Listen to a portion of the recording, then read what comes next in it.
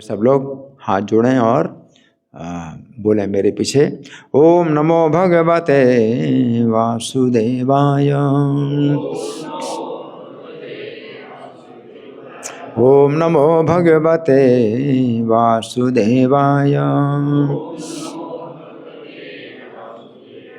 ओम नमो भगवते वासुदेवाय। ग्रंथराज श्रीमद्भगवद गीता यथारूप अध्याय 15। अध्याय का नाम है पुरुषोत्तम योग और श्लोक संख्या 6 बोर्ड में आ गया। न तन्भासयते सूर्यो न शशांको न पावकः यन्गत्वा न निवर्तन्ते तन्धाम परमं मम। न तन्भासयते सूर्यो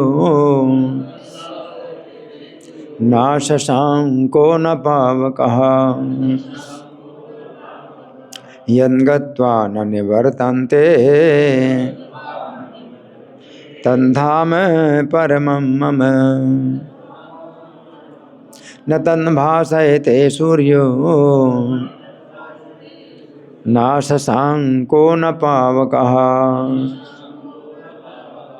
यन्गत्वा न निवर्तन्ते तन्धाम परमं मम। बोलिए।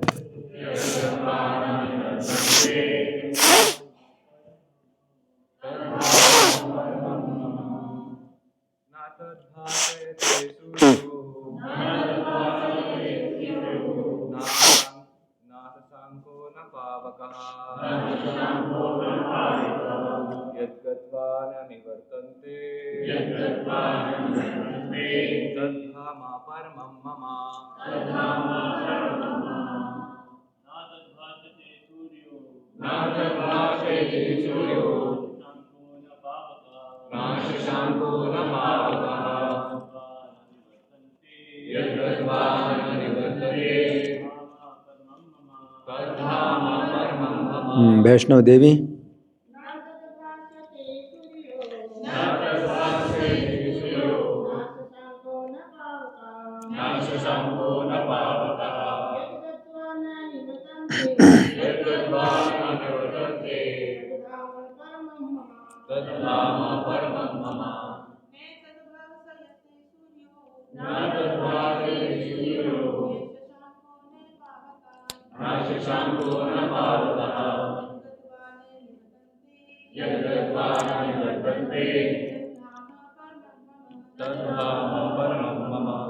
शब्दार्थ।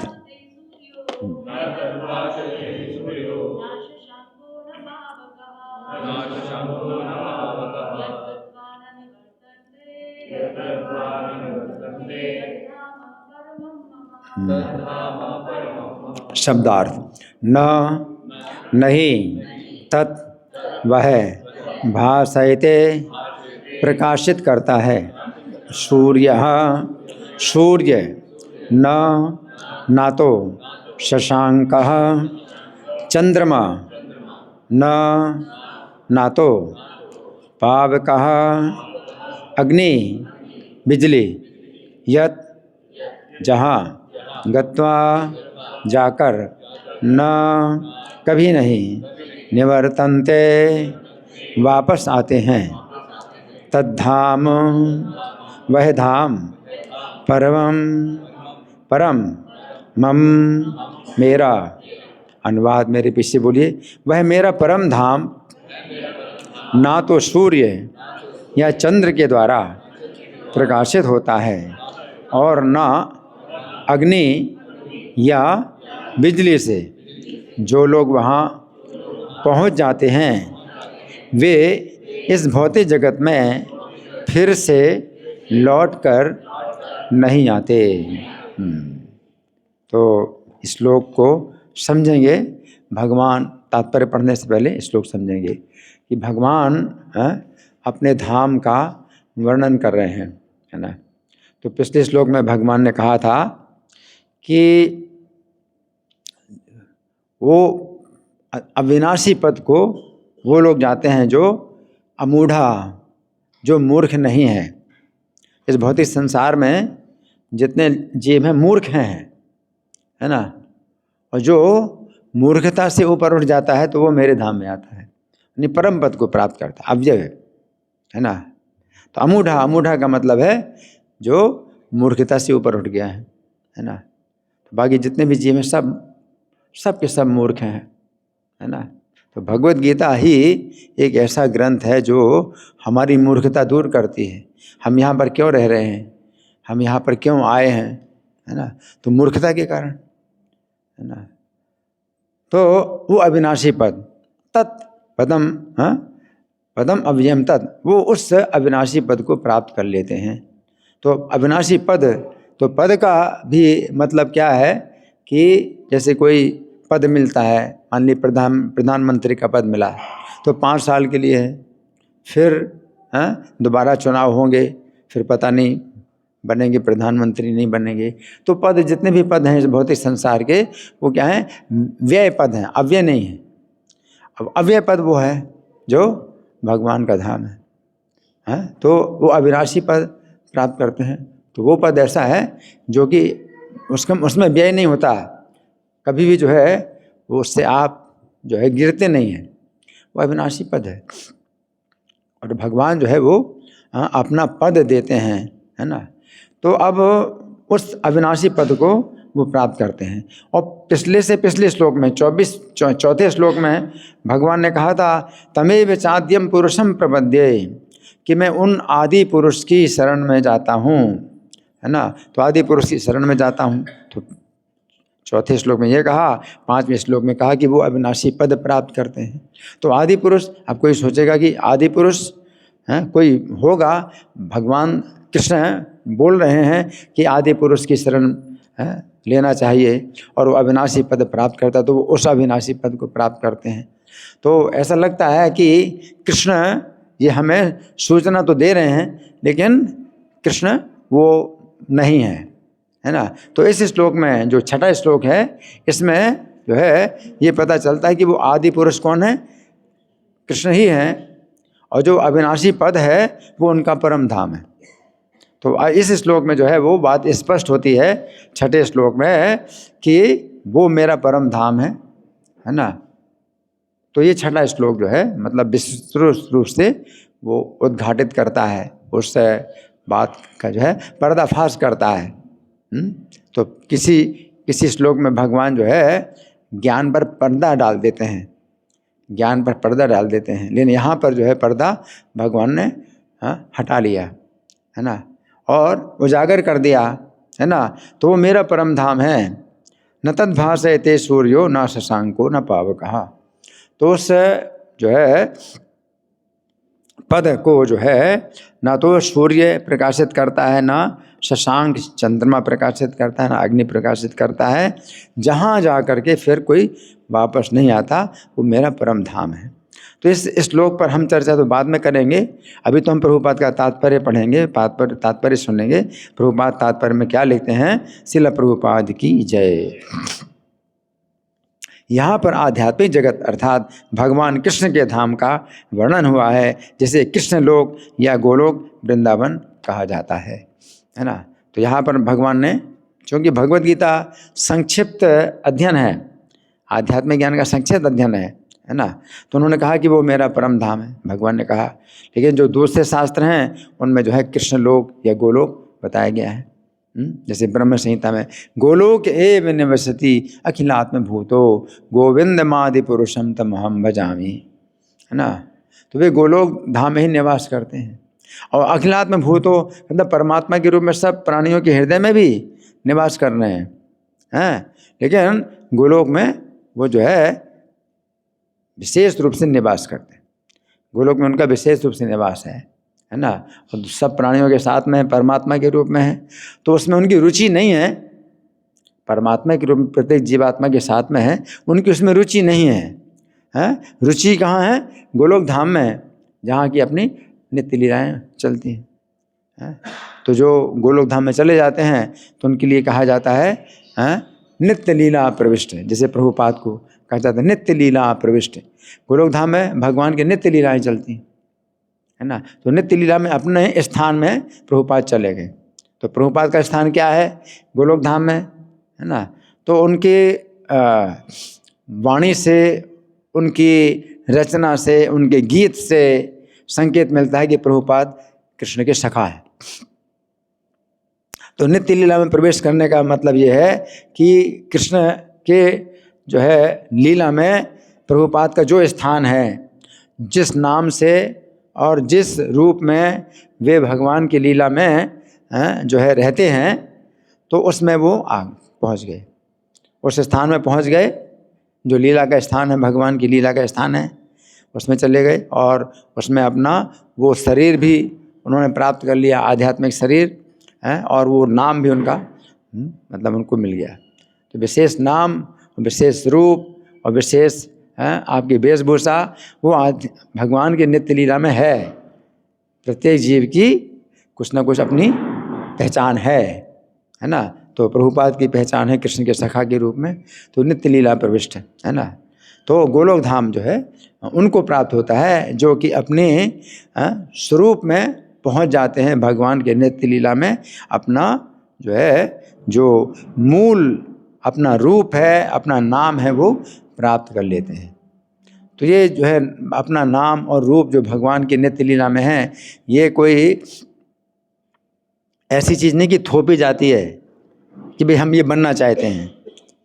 वो चीज़ ऐसी नहीं है कि भैया हमें बनना है, ऐसा बनना नहीं है, बल्कि आप हैं और वो जो संबंध है भगवान के साथ में वो सुप्त पड़ा हुआ है, उसको जगाना होता है।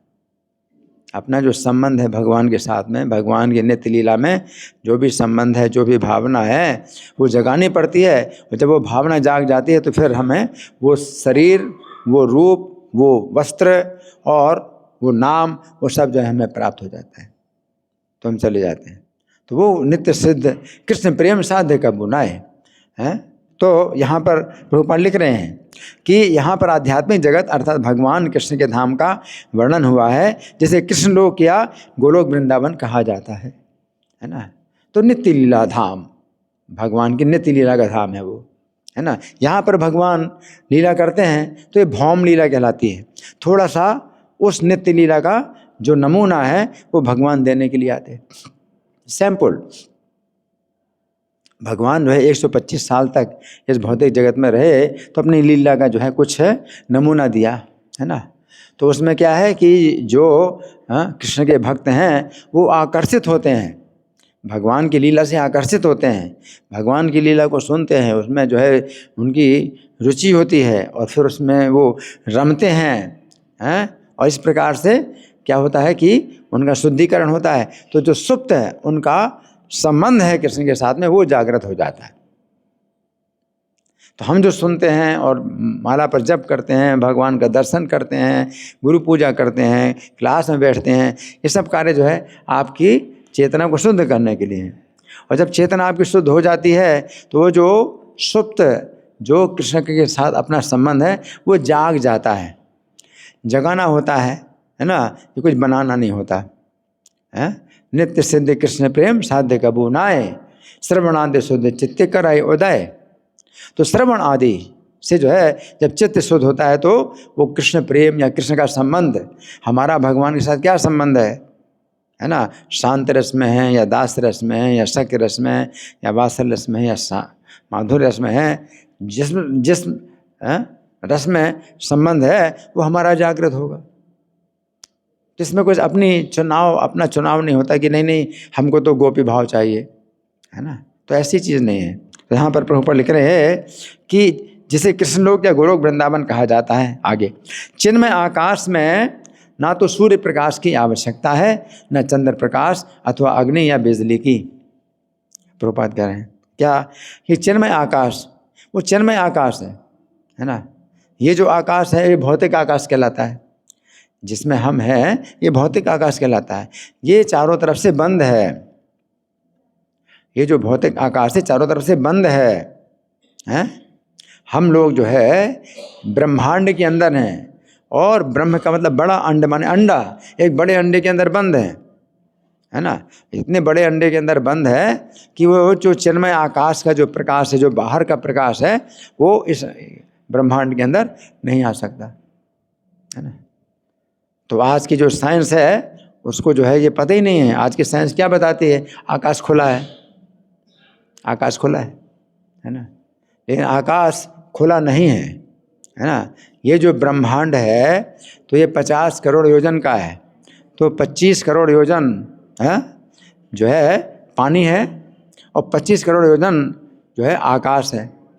और जो हमारी पृथ्वी है वो गर्भ समुद्र में जो है तैर रही है। तो 25 करोड़ योजन ब्रह्मांड के जो है बीच में हमारी पृथ्वी है। तो इसके ऊपर जितना आकाश है वो 25 करोड़ योजन का है। और 25 करोड़ योजन का मतलब कितना है? 25 करोड़ योजन में 12 से गुणा करें तो किलोमीटर बनेगी, हैं? तो कितना होगा? 300 करोड़ किलोमीटर। 300 करोड़ किलोमीटर की ऊंचाई पर फिर ब्रह्मांड की छत है। जैसे हम बैठे हैं तो ये छत है ना, इस कमरे की छत है, ब्रह्मांड की छत है ना।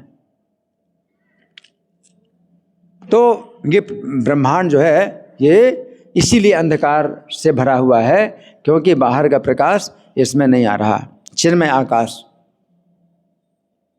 और चिन्मय आकाश में जो ब्रह्म ज्योति है तो हजारों सूर्यों का प्रकाश है, लेकिन ब्रह्मांड के अंदर नहीं आता। ये भौतिक आकाश कहलाता है ना। तो भगवान यहाँ पर क्या बता रहे हैं कि उस मेरे परम धाम में सूर्य जो है प्रकाशित नहीं करता, मेरे परम धाम को सूर्य प्रकाशित नहीं करता। इसका मतलब क्या है? इसका मतलब ये है कि अगर सूर्य अगर वहाँ पहुँच जाए तो उसके प्रकाश का पता नहीं चलेगा, क्योंकि हजारों सूर्यों का प्रकाश पहले से है। तो एक सूर्य का अगर प्रकाश हो या ना हो उससे कोई अंतर नहीं पड़ता है। जैसे कि सड़क की जो बिजली होती है, सड़क में बिजली होती है ना। तो जब अंधेरा होता है, रात का अंधेरा होता है तो प्रकाश पैदा करता है। लेकिन जब दिन का प्रकाश पैदा होता है सूर्य का, तो बिजली जो है, जो सड़क की बिजली है, उसके बल्ब जलें या ना जलें कुछ अंतर नहीं पड़ता। तो हम क्या कहेंगे? अब ये जो बिजली के बल्ब हैं ये अब सड़क को प्रकाशित नहीं कर रहे हैं, है ना। तो सूर्य रहे या ना रहे वहाँ कोई आवश्यकता नहीं सूर्य की, है ना। उसी प्रकार से शशांक, चंद्रमा, तो चंद्रमा की भी जो है वहाँ कोई आवश्यकता नहीं है। अगर चंद्रमा आ भी जाए तो प्रकाश नहीं पैदा करेगा। और सूर्य ही अगर फीका, सूर्य का प्रकाश ही फीका तो चंद्रमा तो और भी दूर है ना। लेकिन चंद्रमा को शशांक कहा गया है। ये शब्द कैसे बना? शशांक, चंद्रमा के लिए शशांक शब्द जो भगवान प्रयोग कर रहे हैं, तो शशांक शब्द कैसे पड़ा है? अंक का मतलब होता है गोद, अंक माने गोद। जैसे माता अपने अंक में बच्चे को खिला रही है, लेटाई है, अंक मंद गोद, है ना। और शश का मतलब है खरगोश। तो जिसकी गोद में खरगोश है वो है चंद्रमा। चंद्रमा की गोद में कुछ दिखाई पड़ता है ना, कुछ काला काला धब्बा, तो उसको जो है मान लिया जाता है कि खरगोश है, तो खरगोश जैसा कुछ जो है धब्बा है। तो वो जो है शशांक शब्द है इसी प्रकार से बना है।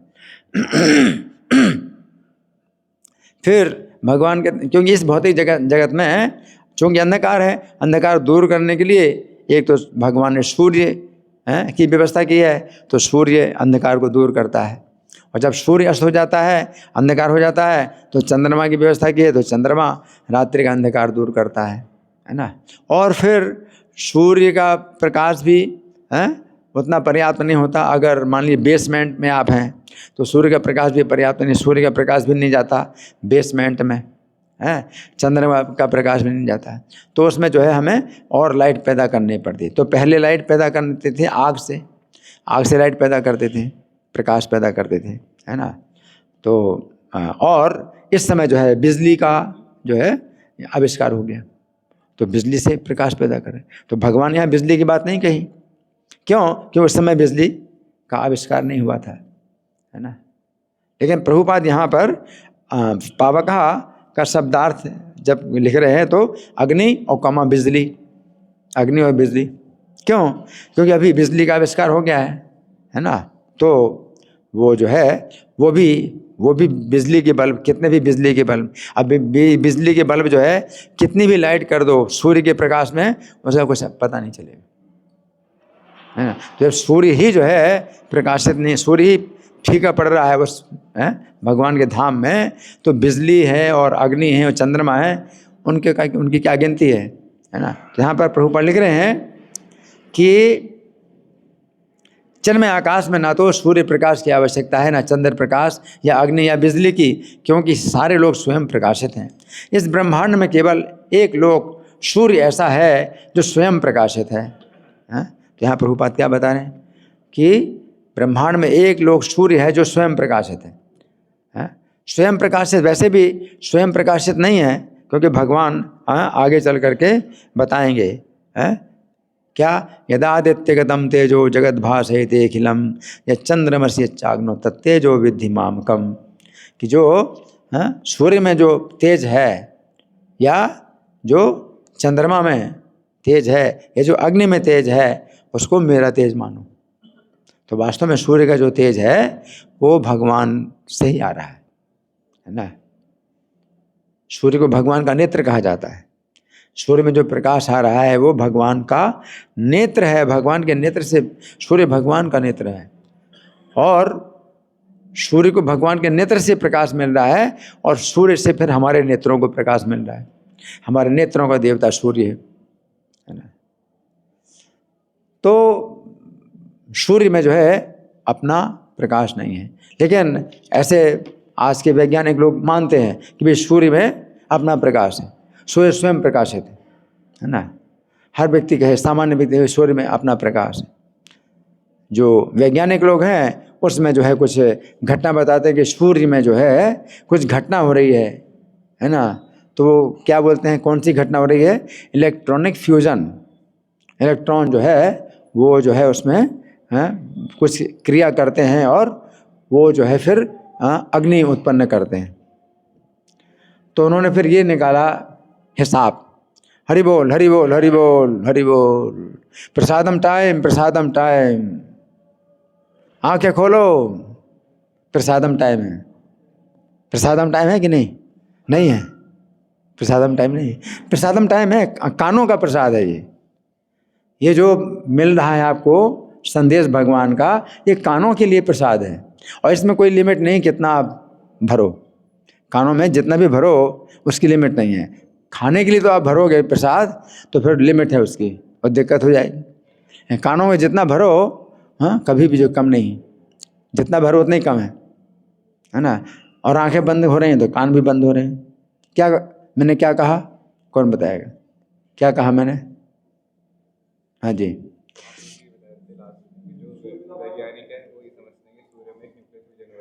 हाँ, सूर्य वैज्ञानिक लोग कहते हैं कि सूर्य में जो है इलेक्ट्रॉनिक फ्यूजन, मतलब ये हो रही घटना और इस प्रकार से इतना प्रकाश हो रहा है ना। तो उन्होंने फिर ये हिसाब लगाया कि सूर्य में इतना प्रकाश जो पैदा हो रहा है, हीट और लाइट, इतना हीट इतना प्रकाश जो पैदा हो रहा है, तो 1 सेकंड में 40 लाख टन सूर्य का वजन घट रहा है।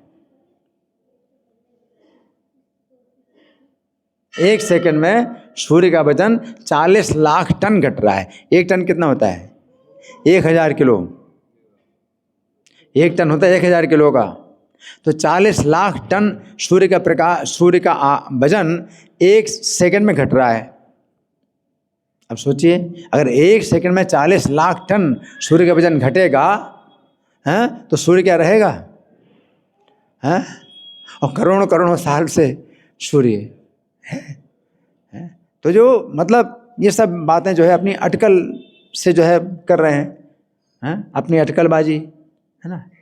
लेकिन जब भगवान कहते हैं कि वो मेरा तेज है, तो भगवान के नेत्र से जो है सूर्य को प्रकाश प्राप्त हो रहा है।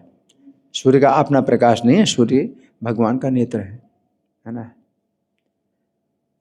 चंद्रमा में जो प्रकाश है ना, तो सूर्य का ही परावर्तन है, सूर्य के प्रकाश का परावर्तन है चंद्रमा में। अग्नि में भी जो प्रकाश है, अग्नि में जो ऊष्मा है और प्रकाश है, तो भगवान कहते हैं मेरा है। तो जो अग्नि है ये भगवान का मुख कहा जाता है। तो भगवान के मुख से जो गर्मी निकल रही है वो है अग्नि में है ना। तो ये बात जो है हमें समझना चाहिए कि भगवान अगर आदि पुरुष हैं तो हर चीज़ जो है उनसे ही मतलब आ रही है, हर चीज़ उनसे आ रही है। तो यहाँ प्रभुपाद लिख रहे हैं कि इस ब्रह्मांड में केवल एक लोक सूर्य ऐसा है जो स्वयं प्रकाशित है, लेकिन आध्यात्मिक आकाश में सभी लोग स्वयं प्रकाशित हैं। उन समस्त लोकों के जिन्हें वैकुंठ कहा जाता है चमचमाते तेज से चमकीला आकाश बनता है, जिसे ब्रह्म ज्योति कहते हैं, है ना। आगे वस्तुतः ये तेज कृष्ण लोक गोलोक वृंदावन से निकलता है ना। तो मतलब भगवान कृष्ण से ही जो है ये ब्रह्म ज्योति निकल रही। कोई अगर भगवान को जानना चाहता है, परम सत्य को जानना चाहता है, तो सबसे पहला जो है उसका ज्ञान जो होता है वो होता है ज्योति, कि एक ज्योति है, प्रकाश है। तो कई लोग कहते हैं कि जो गॉड इज़ लाइट, कई जगह लिखा रहता है गॉड इज़ लाइट, यानी प्रकाश ही ईश्वर है ना। तो उनकी अनुभूति होती है कि प्रकाश ही ईश्वर है, प्रकाश का एक पुंज है वही ईश्वर है। मतलब क्या है, निराकार, कोई आकार नहीं है लेकिन प्रकाश है, वो सोचते हैं, है ना। तो बड़ी तपस्या से उनको जो है ब्रह्म ज्योति का दर्शन हो जाता है और वो सोचते हैं यही परम सत्य है। लेकिन तपस्या से ब्रह्म ज्योति का दर्शन हो सकता है, लेकिन भक्ति के बिना भगवान का दर्शन नहीं होता, है ना। लेकिन जब और आगे बढ़ते हैं उनकी तपस्या में, तो वो जो है फिर परमात्मा की अनुभूति कर लेते हैं कि प्रत्येक जीव के साथ परमात्मा है। तो परमात्मा की अनुभूति करते हैं कि प्रत्येक जीव के साथ परमात्मा है, तो ब्रह्म ज्योति का अनुभव कर तो वो हो ही जाता है और विशेष उनकी अनुभूति परमात्मा की होती है। लेकिन फिर मद भक्तिम लभते पराम समा सर्वेषु भूतेषु मद भक्तिम लभते पराम, परमात्मा की अनुभूति करता है वो और सब प्राणियों के प्रति समान भावना हो जाती है, तो फिर वो कृष्ण की पराभक्ति प्राप्त करता है। और भक्ति माम अभिजानाति यावान यस्यास्मि तत्वतः, फिर भक्ति के द्वारा वो कृष्ण को जान पाता है कि वो कौन है और कैसे है। और जो कृष्ण को जान लेता है तो परमात्मा को जानने में कोई दिक्कत नहीं, कि कृष्ण के ही वो विस्तार है परमात्मा। और परमात्मा को जान लिया तो ब्रह्म ज्योति को जानने में कोई दिक्कत नहीं है, कि ब्रह्म ज्योति उनके ही शरीर का तेज है ना। तो यहाँ पर प्रभुपाद लिख रहे हैं कि ये तेज कृष्ण लोक गोलोक वृंदावन से निकलता है। आगे इस तेज का एक अंश महत्तत्व अर्थात भौतिक जगत से आच्छादित रहता है। इसके अतिरिक्त ज्योतिर्मय आकाश का अधिकांश भाग तो आध्यात्मिक लोकों से पूर्ण है, जिन्हें वैकुंठ कहा जाता है और जिनमें से गोलोक वृंदावन प्रमुख है। तो महत्तत्व से जो है जो आकाश ढका हुआ है, जिसमें कि अंधकार है और हम लोग इस अंधकार में है ना। तो इसका जो है कितनी मात्रा है वो आकाश की, जो अंधकार वाला है, आप सोचिए कितनी मात्रा है चिन्मय आकाश की तुलना में। ये जो महत्तत्व का जो आकाश है, भौतिक आकाश है, इसकी कोई मतलब गिनती नहीं है, कोई गिनती नहीं है। जैसे मान लीजिए कि तिहाड़ जेल, दिल्ली शहर में तिहाड़ जेल है, बहुत बड़ा है, बहुत बड़ा है तिहाड़ जेल, लेकिन दिल्ली शहर की तुलना में क्या है, कुछ भी नहीं, है ना। लेकिन दिल्ली शहर के अंदर ही है, जेल भी दिल्ली शहर के अंदर ही है ना। आप दिल्ली शहर के अंदर तो हैं ही हैं, जेल के अंदर है तो भी दिल्ली शहर के अंदर है। जेल के बाहर हैं तो बहुत अंतर है कि आप जेल के बाहर है और जेल के अंदर है, लेकिन दिल्ली के अंदर तो आप हैं ही हैं। उसी प्रकार से चिन्मय आकाश के अंदर ही ये भौतिक आकाश भी है, जो थोड़ा सा हिस्सा महत्तत्व से ढका हुआ है ना। आगे प्रभुपाद लिखते हैं इसके ज्योतिर्मय आकाश का अधिकांश भाग तो आध्यात्मिक लोकों से पूर्ण है, जिन्हें वैकुंठ कहा जाता है, और जिनमें से गोलोक वृंदावन प्रमुख है। मतलब वैकुंठ लोकों की संख्या भी जो है कोई गिनती नहीं, असंख्य वैकुंठ लोक। ये सबसे ऊपर कौन है? गोलोक धाम है। गोलोक धाम सबसे ऊपर है। आगे, जब तक जीव इस अंधकार में जगत में रहता है तब तक वो बद्ध अवस्था में होता है ना। तो ये बद्ध अवस्था है जीव की, है ना।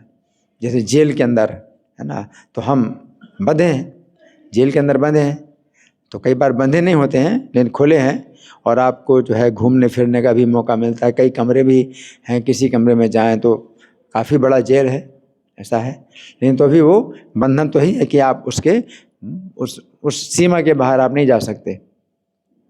और आपको जितनी सीमित सुविधाएं मिलती हैं वही आपको आप ले सकते हैं। आपको हर प्रकार की सुविधाएं नहीं मिलेंगी, और बहुत सी असुविधाएं मिलती हैं। उसी प्रकार से इस भौतिक जगत में जो है बंधन का ये जगत है, तो इसमें कई प्रकार की असुविधाएं मिलती हैं। एक असुविधा क्या है? जन्म, मरण, बुढ़ापा, बीमारी, बड़ी असुविधा है। जन्म लेना पड़ता है आपको, है ना। अपनी पहचान भी जो है बार बार बदलनी पड़ती है। कभी मैं बिच्छू के रूप में आप शरीर प्राप्त करते हैं, कभी जो है ये जो खरगोश के रूप में, ऊँट के रूप में, सांप के रूप में। कितनी दुर्दशा है ना। तो एक तो ये जन्म की बड़ी असुविधा है, और दूसरी बुढ़ापे की बड़ी असुविधा है। बहुत असुविधा है, बुढ़ापा आता है। और बीमारियों की असुविधा है, कई प्रकार की बीमारियां हैं, और मृत्यु की भी असुविधा है, मरण होता है ना। तो ये सब असीमित कष्ट भौतिक जगत में है। तो ये सब जो है बंधन, इसमें बंधन है, माया के बंधन। माया के बंधन क्या है? 3 गुण हैं, रजोगुण, तमोगुण, 3 गुण हैं। इन्हीं में जो है जीव जो है बंधा रहता है। आगे, जब तक जीव इस अंधकार में जगत में रहता है तब तक वो बद्ध अवस्था में होता है, लेकिन जो ही वो इस भौतिक जगत रूपी मिथ्या विकृत वृक्ष को काट कर आध्यात्मिक आकाश में पहुंचता है, तो ही वह मुक्त हो जाता है। तो भौतिक जगत रूपी मिथ्या विकृत वृक्ष को काटना है। काटने का मतलब क्या है ना? वृक्ष में आप हैं और इसको आपको काटना है, तो आप इससे बाहर निकलेंगे। तो काटने का मतलब ये है कि कठोर शस्त्र से आप किसी पेड़ को काटते हैं, है ना। कठोर, अगर आपके पास कठोर कुल्हाड़ी होगी तो आप पेड़ को काट पाएंगे। तो ये जो भौतिक जगत है, इसमें हमें क्या है? असंग शस्त्रेण दृढ़ेन छित्त्वा, जो विरक्ति का जो कठोर शस्त्र है उससे हमें काटना पड़ता है। कठोरता से, निर्ममता, उसको निर्ममता, कठोरता से काटना पड़ता है। ममता इतनी है, ये मेरा, ये मेरा, अपनी ममता है बहुत ज़्यादा, हम बंधे हुए हैं, और कठोर से निर्ममता पूर्वक काटना पड़ता है ना। नहीं तो क्या ये मेरे संबंध है, ये मेरे पुत्र हैं, मेरे पत्नी हैं, ये हैं, वो हैं, सब उसी में जो है वो रचा पचा रहता है और काट नहीं पाता है इन संबंध। तो यहाँ पर जब प्रभुपाद लिख रहे हैं कि विकृत वृक्ष को काट करके, तो असंग शस्त्रेण दृढ़ेन छित्त्वा, ये श्लोक में आया पहले वाले श्लोक में, कि वैराग्य के कठोर शस्त्र के द्वारा इसको छेदन करना है, इस वृक्ष को काटना है। आगे, तो आध्यात्मिक आकाश में पहुंचता है। तो आध्यात्मिक आकाश में पहुंचता है, यानी अपनी पहचान जो है बिल्कुल जो है उसने खत्म कर दी इस भौतिक जगत में, कि मेरी ये पहचान है। इस शरीर के साथ अपनी पहचान जो कर रहा है, और शरीर के साथ अपने संबंध भी बनाए बहुत से, तो उन सब में अपनी पहचान उसने ख़त्म कर दी। तो कठोरता से अपनी पहचान ख़त्म करके वो जो है आगे जब आता है तो कहाँ पर आता है? हाँ, ये है आध्यात्मिक आकाश में पहुँचता है और वो मुक्त हो जाता है। तब वो यहाँ वापस नहीं आता। इस बद्ध जीवन में जीव अपने को भौतिक जगत का स्वामी मानता है। तो यही जो है एक आसक्ति है, ममता है, क्या कि मैं स्वामी हूँ, मैं कंट्रोलर हूँ, मैं इसका कंट्रोलर, मैं उसका कंट्रोलर। तो इसी चक्कर में जो है अपने को जो है वो फंसाए रखता है, वो फंसा रहता है। लेकिन जब जो है कठोरता पूर्वक जो है विरक्ति के शस्त्र से जब काटना होता है, तो अपनी जितनी भी जो अपनी जो पहचान है वो सब उसको मिटानी पड़ती है। आगे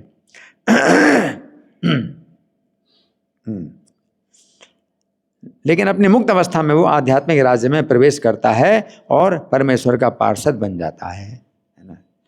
तो वही चीज़ है कि जब आप अपनी पहचान हटाते हैं और अपनी पहचान आप बनाते हैं, क्या अभी आपकी पूरी पहचान तो पता नहीं है, आपका जो है शुद्धिकरण इतना नहीं हुआ कि अपनी पूरी पहचान आपकी हो जाए। लेकिन सामान्य रूप से जीव क्या है, कृष्ण का नित्य दास। तो जीवे स्वरूप में कृष्ण नित्य दास, वो तो है ही है। तो कम से कम इस पहचान में आना है। अब उसमें डिटेल हम नहीं जानते हैं कि हमारी क्या पहचान है, लेकिन सेवा की पहचान है कि मैं कृष्ण का दास हूँ। तो इस पहचान में जब आता है व्यक्ति, तो मुक्त अवस्था में फिर आध्यात्मिक राज्य में प्रवेश करता है और परमेश्वर का पार्षद बन जाता है। तो फिर जब इस पहचान से कृष्ण का नित्य दास, फिर और शुद्धिकरण होता है श्रवण कीर्तन के जो है द्वारा। जब और शुद्धिकरण होता है तो अपनी पहचान में फिर उसका और क्या होता है, स्वरूप बनता है, अपना स्वरूप बनता है ना। और फिर परमेश्वर के राज्य में वो प्रवेश करता है और परमेश्वर का पार्षद बन जाता है।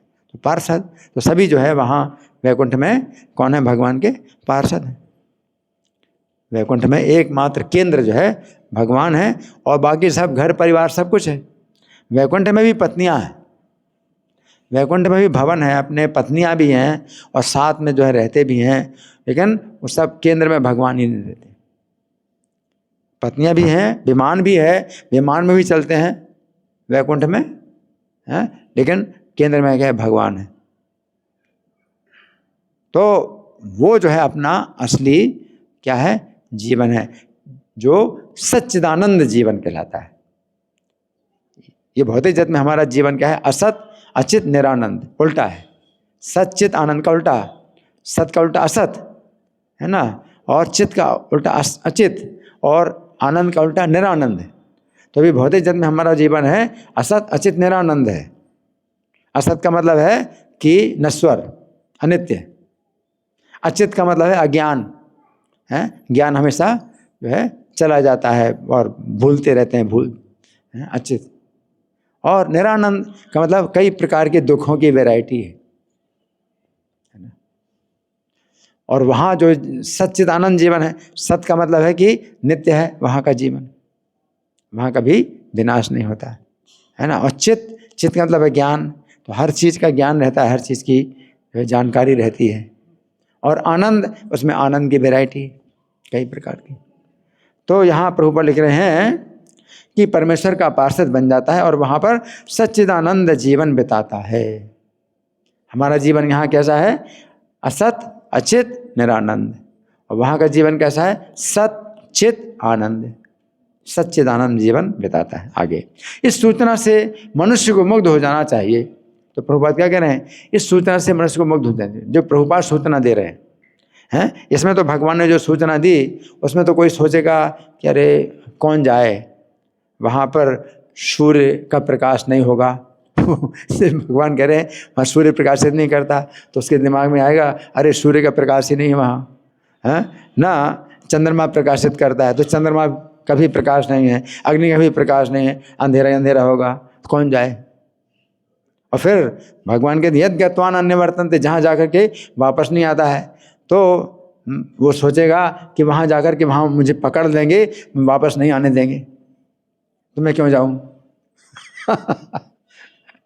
भगवान के शब्दों में जो है कोई व्यक्ति उल्टे अर्थ निकालेगा, हैं, यद गत्वान अन्य वर्तन्ते, हैं, तो मैं आना चाहूँगा तो आने नहीं देंगे वहाँ से, तो मैं क्यों जाऊँ।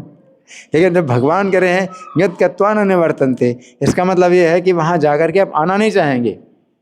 आपको यहाँ का भी अनुभव हो चुका है और वहाँ का भी अनुभव हो गया, अभी आप यहाँ पर हैं, आपको वहाँ का अनुभव नहीं है। नहीं, वहाँ पर जब जाते हैं तो यहाँ का अनुभव आपको हो चुका है और आप वापस नहीं आना चाहेंगे। है ना। और स्वर्ग में भी जो है कोई व्यक्ति जाता है तो स्वर्ग में भी जो है बड़ा सुख मिलता है, तो वहाँ से भी कोई आना नहीं चाहता। लेकिन स्वर्ग में वैकुंठ में क्या अंतर है कि स्वर्ग में आप जो है आना नहीं चाहते यहाँ इस पृथ्वी में, लेकिन स्वर्ग में आपको गिरा दिया जाता है। आपके पुण्य जैसे क्षीण हो गए तो आपका जो मीटर है ना, वो आपके गले की माला से वो पुण्यों का मीटर चलता रहता है ना।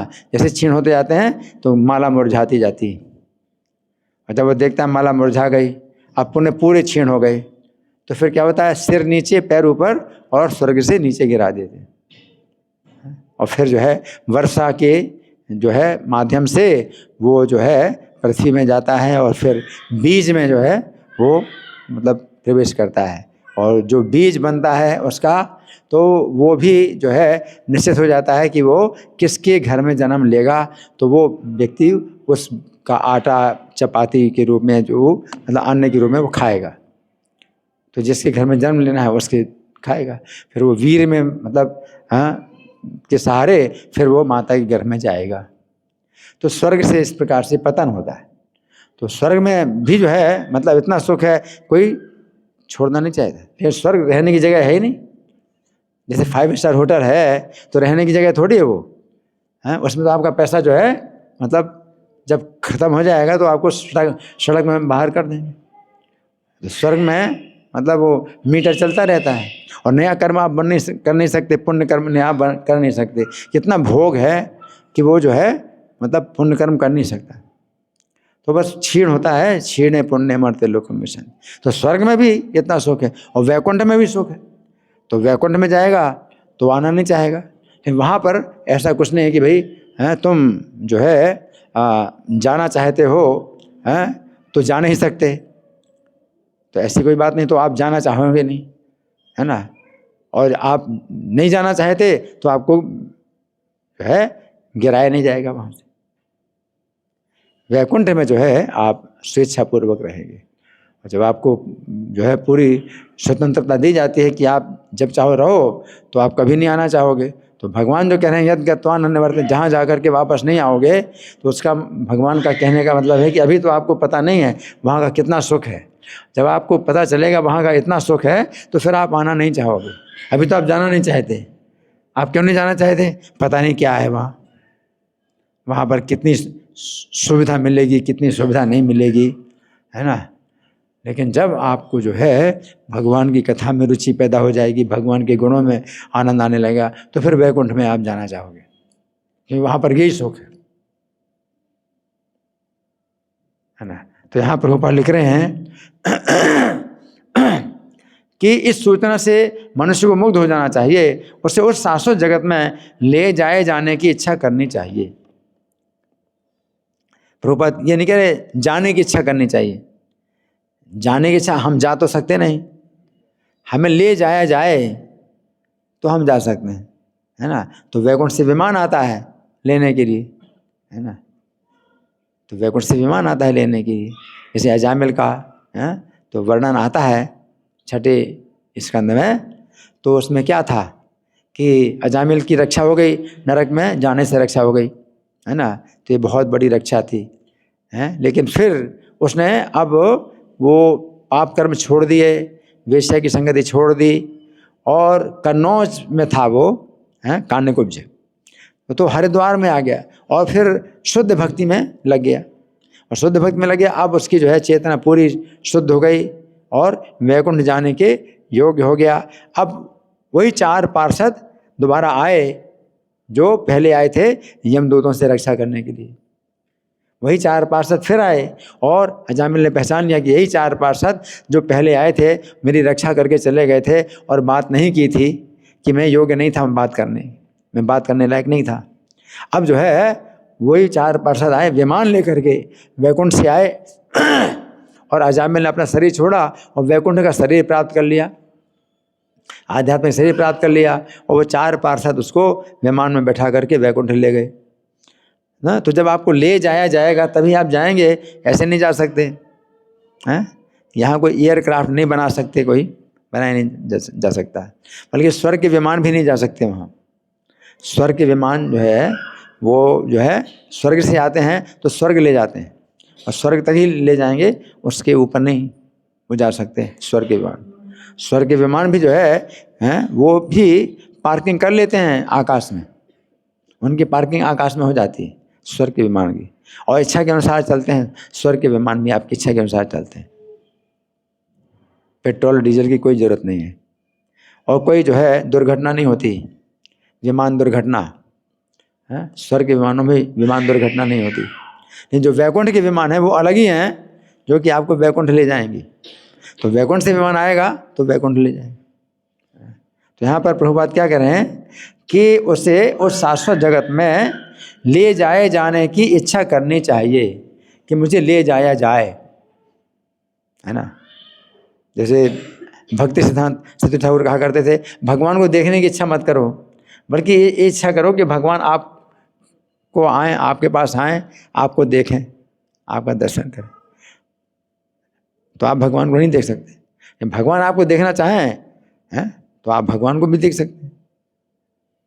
और भगवान तो हर जगह देख रहे हैं, हर जगह से देख रहे हैं, लेकिन साक्षात भगवान आ सकते हैं आपकी सेवा से प्रसन्न होकर के। तो ऐसा कार्य करो कि भगवान स्वयं आपको आकर के देखें।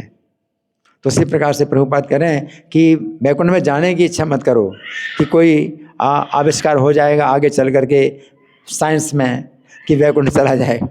अब वैकुंठ की तो उनको सोचना ही नहीं, अब इस ब्रह्मांड की सूचना नहीं है। वो कहते हैं कि खुला आकाश है, खुला आकाश है, जबकि आकाश बंद है।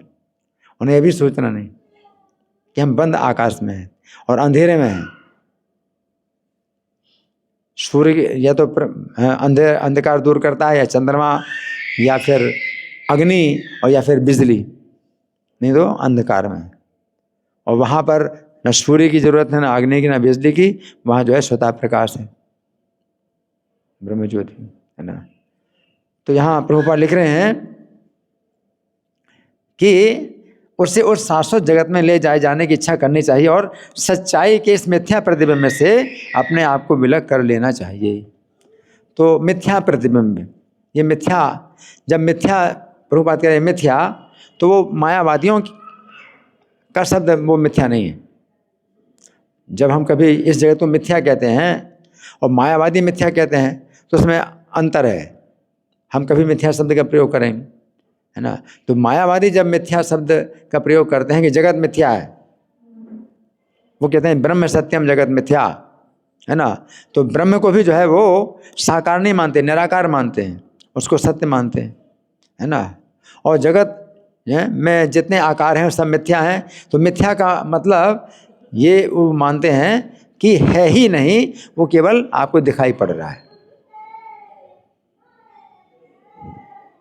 उनका ये कहना है कि वो है नहीं, आपको दिखाई पड़ रहा है, वो ये मिथ्या है। तो बहुत गलत सिद्धांत है ना। जबकि हम जगत को अनित्य कहते हैं, अनित्य है, मतलब इसकी सृष्टि होती है, पालन होता है, संहार होता है। और उनका ये कहना, मायावादियों का क्या कहना है, जगत मिथ्या है, मतलब सृष्टि भी नहीं होती, ना पालन होता, ना संहार होता है ही नहीं, आपको भ्रम है जो दिखाई दे रहा है, आपका ये भ्रम है जो दिखाई दे रहा है। तो बहुत गलत सिद्धांत है। अब यहाँ पर ये मिथ्या शब्द का प्रयोग प्रभुपाद ने तो अंग्रेजी में लिखा, अंग्रेजी में शब्द लिखा, है ना। तो फॉल्स शब्द का प्रयोग किया, फॉल्स, है ना। लेकिन यहाँ फॉल्स या मिथ्या शब्द का अगर प्रयोग होता है जगत के लिए तो इसका मतलब अनित्य है ना। ये प्रतिबिंब है, अनित्य है। आध्यात्मिक जगत का प्रतिबिंब अनित्य है और आध्यात्मिक जगत नित्य है ना। जैसे कि आपके शरीर की छाया है, कभी छोटी हो जाती, कभी बड़ी हो जाती, कभी नहीं दिखाई पड़ती आपकी छाया, है ना।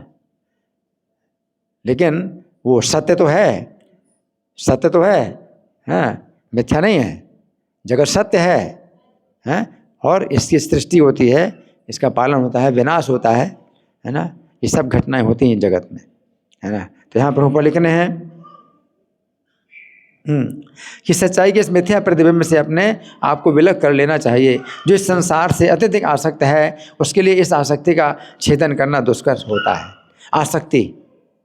आसक्ति का छेदन करना बहुत दुष्कर है हैं। प्रसंगम जरम पासम आत्मना कविजो विदु। आसक्ति जो है एक ऐसा बंधन है जो कि अजर है, यानी समय के अनुसार ये कभी कमज़ोर नहीं होता। जैसे मान लो कोई बंधन है, ये मेरे हाथ में बंधन है, तो समय के अनुसार क्या होता है, ये कमज़ोर होता रहेगा और फिर निकल जाएगा, टूट जाएगा बंधन। तो कोई कहे कि आसक्ति संसार में है, बनी रहे, कोई बात नहीं, 10 जन्म के बाद तो कमज़ोर हो जाएगी, अपने आप ख़त्म हो जाएगी, नहीं है। आसक्ति जो है ये अजरम पासम, यानी कभी भी ये कमज़ोर नहीं पड़ती है। सएव साधु सुकृतो मोक्ष द्वारम अपावृतम। वही आसक्ति साधुओं के प्रति या भगवान के प्रति करें तो मुक्ति का खुला हुआ द्वार। आसक्ति हमें जो है केवल बदलनी है तो मुक्ति का खुला हुआ द्वार है ना। तो भक्त के प्रति जो है अपनी आसक्ति हो, चाहे अपना पुत्र मान करके हो या पति मान करके हो या गुरु मान करके हो या पिता मान करके हो, जो भी मान करके हो, भक्ति के प्रति आसक्ति हो जाए तो वो जो है क्या होगा, मुक्ति का खुला हुआ द्वार है। तो यहाँ प्रभुपाद लिख रहे हैं हाँ, जो इस संसार से अत्यधिक आसक्त है उसके लिए इस आसक्ति का छेदन करना दुष्कर होता है, लेकिन यदि वो कृष्ण भावनामृत को ग्रहण कर ले तो उसके क्रमशः छूटने की संभावना है। तो कृष्ण भावनामृत को ग्रहण करें। तो कृष्ण भावनामृत में क्या होता है, ये जितने सब कार्यक्रम होते हैं तो इनमें क्या है कि आपको शुरू में कैसा लगता है, कुछ असुविधा होती है, कुछ असुविधा होती है, और धीरे धीरे आपकी आदत पड़ जाती है और आपको जो है उसमें रुचि पैदा होती है, फिर आसक्ति है, इसमें आसक्ति हो जाती है ना। रुचि के धरातल पर आपको अरुचि नहीं होती है, 1 घंटा भी अगर मान लो क्लास चल रहा है तो आपको आपकी अरुचि नहीं होगी, रुचि और आसक्ति तो और आगे है ना। तो ये भौतिक आसक्ति अब क्या हो गई, आध्यात्मिक आसक्ति में बदल गई। तो भगवान की कथा में, भगवान के रूप में, भगवान की लीलाओं में आपकी अगर जो है आसक्ति हो जाती है तो फिर क्या होता है, ये कृष्ण भावनामृत, कृष्ण भावनामृत का एक धरातल है। तो प्रभुपाद लिख रहे हैं कि यदि कृष्ण भावनामृत को ग्रहण कर ले तो उसके क्रमशः छूट जाने की संभावना है। क्रमशः छूटते हैं आप, भौतिक जगत की आसक्ति से क्रमशः छूटते हैं। मतलब क्या होता है, भौतिक जगत की आसक्ति जो 100% है, तो अभी आपकी आसक्ति भगवान के प्रति 1% हो गई तो जगत के प्रति 1% घट, तो 1% आसक्ति अब आध्यात्मिक हो गई और भौतिक आसक्ति 99% हो गई। अब परसेंटेज बढ़ाओ, तो कृष्ण भावनामृत में आप परसेंटेज बढ़ाते हैं तो यहाँ प्रभुपाद लिखते हैं क्रमशः, इसी को कहते हैं क्रमशः, बाई एंड बाई, है ना, क्रमशः छूट जाने की संभावना है। अगर आप अपराध नहीं करते हैं भक्ति में और ऐसे आप करते हैं तो क्रमशः परसेंटेज बढ़ता जाएगा। तो ये मत सोचिए कि एकदम से हमारी आसक्ति पूरी मतलब हो जाए। हमारी तो अभी भी आसक्ति है, 10 साल हो गए, 20 साल हो गए, आसक्ति तो अभी बनी है ना।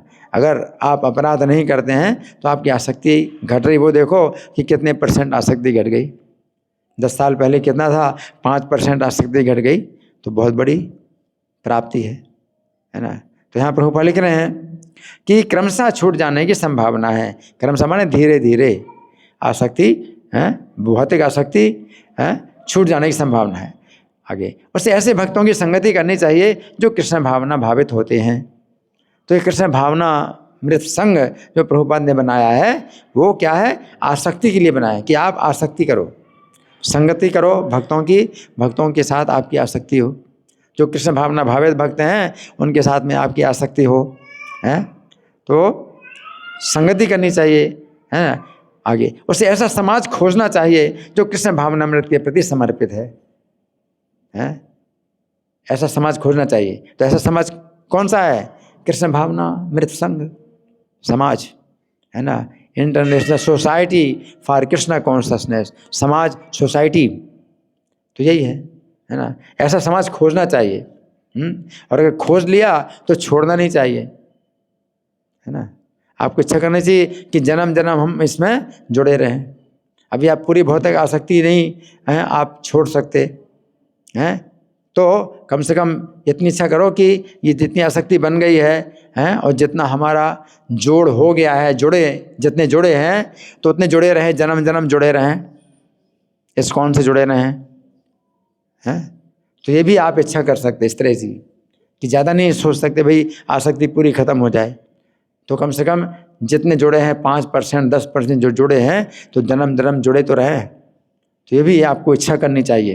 यहाँ प्रभुपाद लिख रहे हैं उसे ऐसा समाज खोजना चाहिए जो कृष्ण भावनामृत के प्रति समर्पित हो और उससे भक्ति करनी सीखनी चाहिए। तो एक दूसरे से हम सीखते, एक दूसरे से सुनते हैं, एक दूसरे से पूछते हैं, एक दूसरे को बताते हैं, एक दूसरे से सीखते हैं। बोधयन्तः परस्परम, हाँ, एक दूसरे से सीखते हैं। कथयन्तस्य माम नित्यम, और कृष्ण के बारे में हम एक दूसरे को बताते हैं। तो संतिचा रमन्तिचा, संतुष्ट होते हैं और रमन करते हैं। आगे भक्ति करनी सीखनी चाहिए। आगे वो इस प्रकार वो संसार के प्रति अपनी आसक्ति विच्छेद कर सकता है। वही क्रम पूर्वक संसार की आसक्ति आपकी क्रम पूर्वक विच्छेद हो जाए। यदि कोई चाहे कि केसरिया वस्त्र पहनने से भौतिक जगत के आकर्षण से विच्छेद हो जाएगा तो ऐसा संभव नहीं है।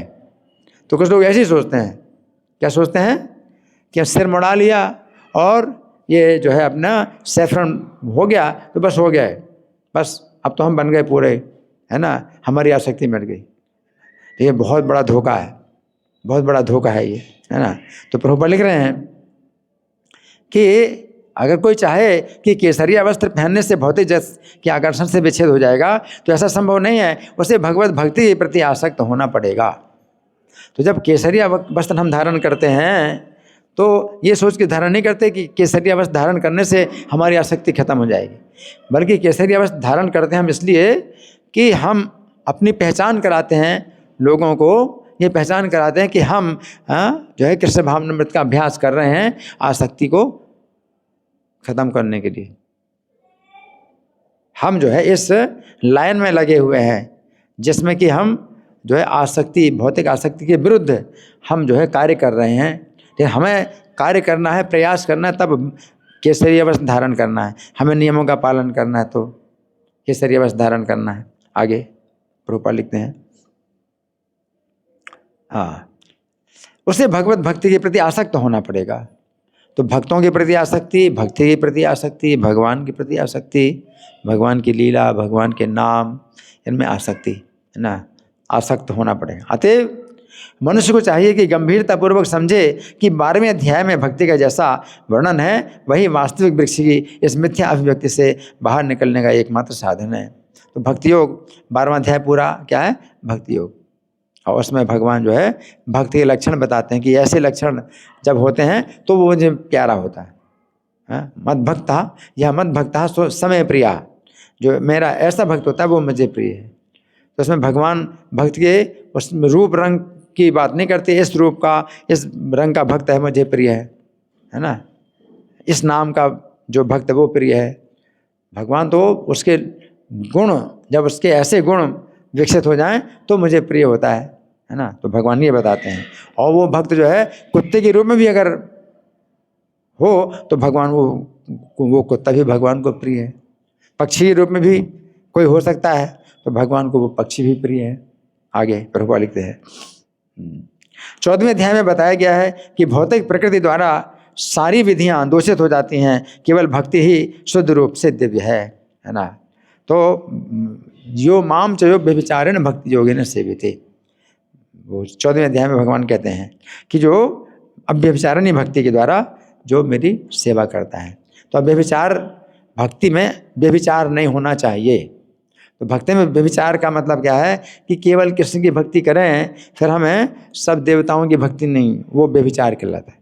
कोई स्त्री है तो पति अपने पति के साथ साथ दूसरों की भी सेवा करती है, दूसरों को भी अपना पति मानती है, तो वो व्यभिचार कहलाता है। तो इसी में भक्ति में व्यभिचार कृष्ण की अनन्य भक्ति हो, अन्य किसी देवता की नहीं है। इसलिए इस्कॉन के मंदिरों में और देवताओं की मूर्तियां नहीं होती हैं, है ना। अनन्य भक्ति के लिए यहाँ अव्यभिचारिणी भक्ति है। तो प्रभुपाद बताते हैं 14वें अध्याय में बताया गया कि भौतिक प्रकृति द्वारा सारी विधियां दोषित हो जाती हैं, केवल भक्ति ही शुद्ध रूप से दिव्य है। तो 3 गुणों से वो मुक्त हो जाता है। नहीं तो 3 गुण जो है में आप बंधे रहेंगे, 3 गुणों से मुक्त नहीं हो सकते। भक्ति जो है वो अव्यभिचारिणी केवल कृष्ण के प्रति होगी। आगे यहाँ परमम मम शब्द बहुत महत्वपूर्ण है। परमम मम अंत में क्या है? तद्धाम परमम मम, वो मेरा परम धाम है। तो प्रभुपाद क्या बताते हैं? वास्तव में जगत का कोना कोना भगवान की संपत्ति है। मतलब अगर जैसे कहा जाए कि वो भगवान का धाम है, तो भगवान का धाम तो हर जगह है, भगवान हर जगह निवास कर रहे हैं। और भगवान को कहा भी जाता है जगन निवास, तो वैकुंठ में निवास कर रहे हैं। जगत निवास तो जगत के हर कोने में, हर परमाणु में भगवान निवास करते हैं। अन्नांतरस्थ परमाणु चय अंतरस्थम, हर परमाणु के अंदर भी भगवान निवास करते हैं। तो फिर वैकुंठ में भगवान कहते हैं वो मेरा परम धाम है, तो इसका मतलब क्या है? वो परम धाम है जिसमें भगवान की रुचि है। भगवान हर परमाणु के अंदर भी हैं, लेकिन उसकी रुचि, उसमें रुचि नहीं है भगवान की। सब प्राणी के हृदय में भी हैं, तो उसमें भी भगवान की रुचि नहीं है। भगवान की रुचि कहाँ है? वैकुंठ है ना। तो यहाँ प्रभुपाद लिख रहे हैं परमम मम शब्द महत्वपूर्ण है। वास्तव में जगत का कोना कोना भगवान की संपत्ति है, परंतु दिव्य जगत परम है और 6 ऐश्वर्यों से पूर्ण है। वैकुंठ में क्या है? 6 ऐश्वर्य पूर्ण है। क्या? संपूर्ण ज्ञान, संपूर्ण वैराग्य, संपूर्ण धन, संपूर्ण बल, संपूर्ण यश, संपूर्ण सौंदर्य। 6 ऐश्वर्य पूर्ण रूप से हैं। तो वहाँ पर जो है, जो मतलब सुख मिलता है वो यहाँ पर नहीं मिलेगा। तो प्रभुपाद कहते हैं कि वो जो है परम धाम। आगे कठोपनिषद 2:15 में भी इसकी पुष्टि की गई है कि दिव्य जगत में सूर्य प्रकाश, चंद्र प्रकाश या तारागण की कोई आवश्यकता नहीं है। अब ये मंत्र प्रभुपाद दे रहे हैं। न तत्र सूर्यो भाति न चंद्र तारकम, है ना। तो यहाँ पर श्लोक में न तद्भासयते सूर्यो न शशांको न पावका, और इसमें कहा गया है न तत्र सूर्यो भाति, है तो वही मतलब भासयते भाति, तो वहाँ सूर्य का प्रकाश नहीं है, आवश्यकता है। न चंद्र न तारकम, न तारा, तो तारे का भी कुछ थोड़ा थोड़ा प्रकाश होता है ना। आगे क्योंकि समस्त आध्यात्मिक आकाश भगवान की आंतरिक शक्ति से प्रकाशमान है। उस परम धाम तक केवल शरणागति से ही पहुंचा जा सकता है, अन्य किसी साधन से नहीं, है ना। तो यहाँ प्रभुपाद का तात्पर्य समाप्त हो गया। तो अब हम थोड़ा सा इसमें से पढ़ के सुनाएंगे। ये श्री भगवान ने कहा में जो व्याख्या हुई है, तो आप लोग बड़े ध्यान से सुनिए उसमें।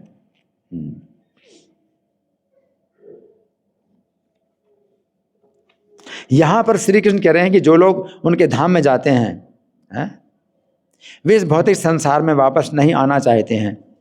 चैतन्य भागवत मध्य खंड के अंतर्गत अध्याय संख्या 25 में वर्णन आता है क्या कि वो जाते हैं तो वापस नहीं आते हैं। इसका क्या मतलब है? आप ये नहीं सोचना कि वहाँ जाते हैं तो वापस नहीं आते हैं, यानी वापस नहीं आने दिया जाएगा। ऐसा नहीं है कि वहाँ पकड़ के रखा जाएगा, बांध के रखा जाएगा, है इसलिए हमें नहीं जाना, ऐसा नहीं है ना। तो यहाँ पर कथा के माध्यम से बताया गया है। ये जो है कथा रूप है, भगवद गीता कथा रूप है, तो व्याख्या कथा रूप में है तो और समझ में आती है। तो सुनो, इसमें जो है एक कथा है इसकी, क्या? चैतन्य भागवत में मध्य खंड और अध्याय 25 में जिस समय श्री चैतन्य श्रीवास पंडित के घर में कीर्तन और नृत्य कर रहे थे, उस समय श्रीवास पंडित के पुत्र का परलोक वास हो गया। उस समय श्री चैतन्य ने उस शिशु को जीवित करके पूछा, श्री चैतन्य ने उस शिशु को जीवित करके पूछा, है ना। इसका मतलब क्या है? वो भगवान के धाम चला गया था, भगवान उसको बुला लिया यहाँ और पूछा, पूछने के लिए बुला लिया उसको, शरीर जीवित कर दिया, पूछा, है ना। क्या पूछा? हे बालक, तुम क्यों श्रीवास का घर छोड़ करके जा रहे हो? क्यों जा रहे हो? हैं? यहाँ कोई दिक्कत है तुम्हें? जा रहे हो? उस समय उस मृत बालक ने उत्तर दिया, हे प्रभु, आपकी कृपा से मैं ऐसे लोक में जा रहा हूँ जो कर्म बंधन से शून्य है। आपकी कृपा से मैं ऐसे लोक में जा रहा हूँ जो कर्म बंधन से शून्य है। मतलब एक व्यक्ति जो वहाँ के धाम में जा करके लौट करके बताता है कि मैं अब यहाँ नहीं रहूँगा, मैं यहाँ नहीं रहूँगा, है ना। तो आप भी जब जाएंगे तो आप भी फिर आना नहीं चाहेंगे। वो एक सैंपल इसमें दिया है ना। तो भगवान ने ये सैंपल दिखा दिया। क्या? उसने कहा, बालक ने कहा, आपकी कृपा से मैं ऐसे लोक में जा रहा हूँ जो कर्म बंधन से शून्य है। यहाँ पर सभी अपने अपने कर्मों का भोग करते हैं, परंतु वहाँ पर कर्म का कोई बंधन नहीं है। आपके श्री चरणों में मेरा नमस्कार है, मुझे विदा दें। उस बच्चे ने कहा मुझे तो अपना अनुभव है, एक व्यक्ति अपना अनुभव भी बता रहा है, तब तो समझो कि अभी नहीं जाना चाहते, है ना। कि दिमाग इतना मतलब वो है ना, ठंडा है कि फिर से जो है वो हो जाता है, बिल्कुल उल्टा हो जाता है। दिमाग जो है तैयार नहीं है, जाने के लिए तैयार नहीं है ना। नहीं तैयार है, ठीक है, अभी तैयार नहीं जाने के लिए, तैयार नहीं, ठीक है। कम से कम यहाँ पर अगर आप अच्छा लगता है तो कम से कम ये तो सोचो कि हम जन्म जन्म कम से कम ऐसे भक्तों की संगति में रहें और जुड़े रहें, तो इतना तो सोचो कि इससे तो दूर ना होए, है ना। तो इस तरह से आप जो है आगे बढ़ेंगे। तो यहाँ इस घटना से पता चलता है कि श्री कृष्ण के धाम में जो लोग जाते हैं वे वहाँ से वापस नहीं आना चाहते, है ना। फिर यहाँ पर श्री कृष्ण कह रहे हैं कि जो लोग उनके धाम में जाते हैं वे वहाँ से वापस नहीं आते हैं। इसका अर्थ है कि वहाँ के प्रकाश में कोई लीन नहीं होता है। भाई इतना प्रकाश है, मान लो भाई इतना प्रकाश है ना, तो वापस नहीं आते, है ना। तो ऐसा नहीं है कि वहाँ लीन हो जाए, प्रकाश में कोई लीन नहीं होता है। यदि ऐसी बात होती तो श्री कृष्ण ऐसा क्यों कहते कि उनके धाम में जाकर लोग वापस नहीं आते। अगर लीन ही हो गए तो फिर तो मतलब क्या, फिर तो आप इच्छा भी नहीं कर सकते, है ना। लीन हो गए तो ऐसी बात नहीं है, आना नहीं चाहते इसका मतलब लीन नहीं हुए, आप प्रकाश में लीन नहीं होते हैं, है ना। तो श्री कृष्ण कहते उनके धाम के अंदर जाकर लोग प्रकाश में लीन हो जाते हैं। फिर तो भगवान ये कहते, ये नहीं कहते कि आना नहीं चाहते, आते नहीं। क्या कहते भगवान, वहाँ जाओगे तो प्रकाश में लीन हो जाओगे, बस कहानी खत्म। तो भगवान ने ये तो नहीं कहा, भगवान ने क्या कहा, आना नहीं चाहते, आते नहीं हैं। इसका मतलब है कि आ सकते हैं आप, या आना नहीं चाहते, है ना। तो श्री कृष्ण के धाम में जाकर लोग वहाँ के प्रकाश में लीन नहीं होते हैं, बल्कि एक विशेष आध्यात्मिक शरीर प्राप्त करते हैं, जिस शरीर में उन्हें कभी मृत्यु का सामना नहीं करना पड़ता है। वो शरीर नित्य नवीन रहता है। उस शरीर के द्वारा वे वहाँ पर श्री कृष्ण के गुणगान का आनंद प्राप्त करते हैं। तो वहाँ पर भगवान का गुणगान है ना। तो उस प्रकाश में ऐसा नहीं भाई खाली प्रकाश ही प्रकाश है, आंखें चकाचौंध हो जाएंगी, ऐसा नहीं है। उस प्रकाश में आप जो है देखेंगे तो कितने सुंदर, हर चीज़ सुंदर है। वहाँ की सड़कें, वहाँ के बगीचे, वहाँ के जंगल, है ना, वहाँ के वृक्ष, वहाँ के फूल, भ्रमर भी जो है भगवान का गुणगान करते हैं। तो आपकी सभी इंद्रियों से आप जो है भगवान का जो है आप जो है सेवा करते हैं, सभी इंद्रियों से भगवान की सेवा करते हैं। ऐसा नहीं कि भाई इतना प्रकाश, हजारों सूर्य का प्रकाश है, अभी आपके सामने हजारों सूर्य का प्रकाश आ जाए तो एक ही सूर्य का प्रकाश सहन नहीं कर पाओगे, तो वहाँ पर फिर ऐसा होगा कि प्रकाश ही प्रकाश दिखाई देगा, नहीं। श्रीमद् भागवत का जो स्कंद है, तीसरा स्कंद, उसमें एक अध्याय वैकुंठ का ही वर्णन है कि वहाँ पर जो है वो अपने पत्नियों के साथ में विमान में बैठ करके जो है यात्रा करते हैं, विहार करते हैं, और अपनी पत्नी के साथ भगवान का गुणगान करते हैं, सुनते हैं, है ना। तो वहाँ का जो है वर्णन है इस तरह से आगे। यहाँ पर श्री कृष्ण कह रहे हैं कि उनके धाम में जाकर लोग वापस नहीं आते हैं, परंतु ये समझने की बात है कि श्री कृष्ण के धाम के बाहर की ज्योति से लोग नीचे गिर जाते हैं। और श्री कृष्ण के धाम नहीं गए और बाहर की ज्योति में गए तो गिर जाते हैं। भागवत 10:2-32 में कहा गया है कि जो लोग श्री कृष्ण के चरणों की सेवा नहीं करना चाहते हैं, वे लोग यदि अत्यंत कठिनाई से परम पद प्राप्त भी कर ले तो भी वे नीचे गिर जाते हैं। ये नर विन्दाक्ष विमुक्त मानिनस, तो ये भावात अविशुद्ध बुद्धिया, कि कुछ भक्ति करते हैं, वे कुछ भक्ति करते हैं, है ना, और मुक्ति तक पहुंच जाते हैं, ब्रह्म ज्योति तक पहुंच जाते हैं, और उसके बाद फिर अपने को मुक्त मान करके उनकी भक्ति का भाव अस्त हो जाता है।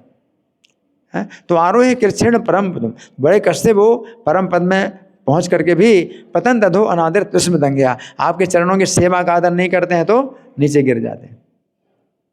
तो भगवान के धाम के बाहर की जो ब्रह्म ज्योति है उसमें अगर कोई चला जाए, है ना, और आप सोचिए बस मेरी जो है बस कहानी पूरी हो गई, इसी में ही मैं ब्रह्म ज्योति में रहूँगा, है ना, और भगवान के चरणों की सेवा का आदर नहीं करेगा तो माया की सेवा में आ जाएगा। क्योंकि जीव का स्वरूप क्या है? नित्य दास, या तो माया का नित्य दास या कृष्ण का नित्य दास। तो कृष्ण के नित्य दास नित्य सेवा में आ गए तो फिर माया की नित्य सेवा से मुक्त हो गए, है ना, और नहीं तो माया की सेवा में आ जाएंगे। आगे यहाँ पर परम पद का अर्थ है वो ब्रह्म ज्योति जो श्री कृष्ण के धाम से बाहर रहती है। क्योंकि उस ज्योति में उन्हें कोई शरीर नहीं प्राप्त होता है तथा वहाँ पर कोई कार्य नहीं होता है, अतः ऐसे लोग पुनः कुछ सेवा कार्य करने के लिए वापस आ जाते हैं। ब्रह्म ज्योति में शरीर नहीं होता, है ना, तो फिर माया की सेवा करने के लिए भौतिक शरीर प्राप्त करते हैं और माया की सेवा में आ जाते हैं। वैकुंठ जगत में आप आध्यात्मिक शरीर प्राप्त करते हैं भगवान की सेवा करने के लिए, और बीच में अगर आप चाहते हो कि बीच में हम रहें, ना माया की सेवा करें ना कृष्ण की, तो ये संभव नहीं है। आप सेवा करने वाले हैं, आप सेवक हैं, है ना। तो अतः ऐसे लोग पुनः कुछ सेवा कार्य करने के लिए वापस आ जाते हैं, परंतु श्री कृष्ण के धाम में श्री कृष्ण की सेवा में लगे हुए लोग इतना अधिक आनंद प्राप्त करते हैं कि वे वापस आने के बाद सोचते भी नहीं हैं, वापस आने के बाद सोचते भी नहीं। ठीक है, तो अभी हमने कुछ चर्चा की गीता के इस श्लोक पर। तो हमारे पास अभी समय है, काफ़ी समय है 10 बजे तक, है ना, है। तो आप लोगों की ओर से कोई प्रश्न है, कोई चर्चा है, कोई मंथन है, या मैं प्रश्न करूं? जी माता जी, माइक दे दो।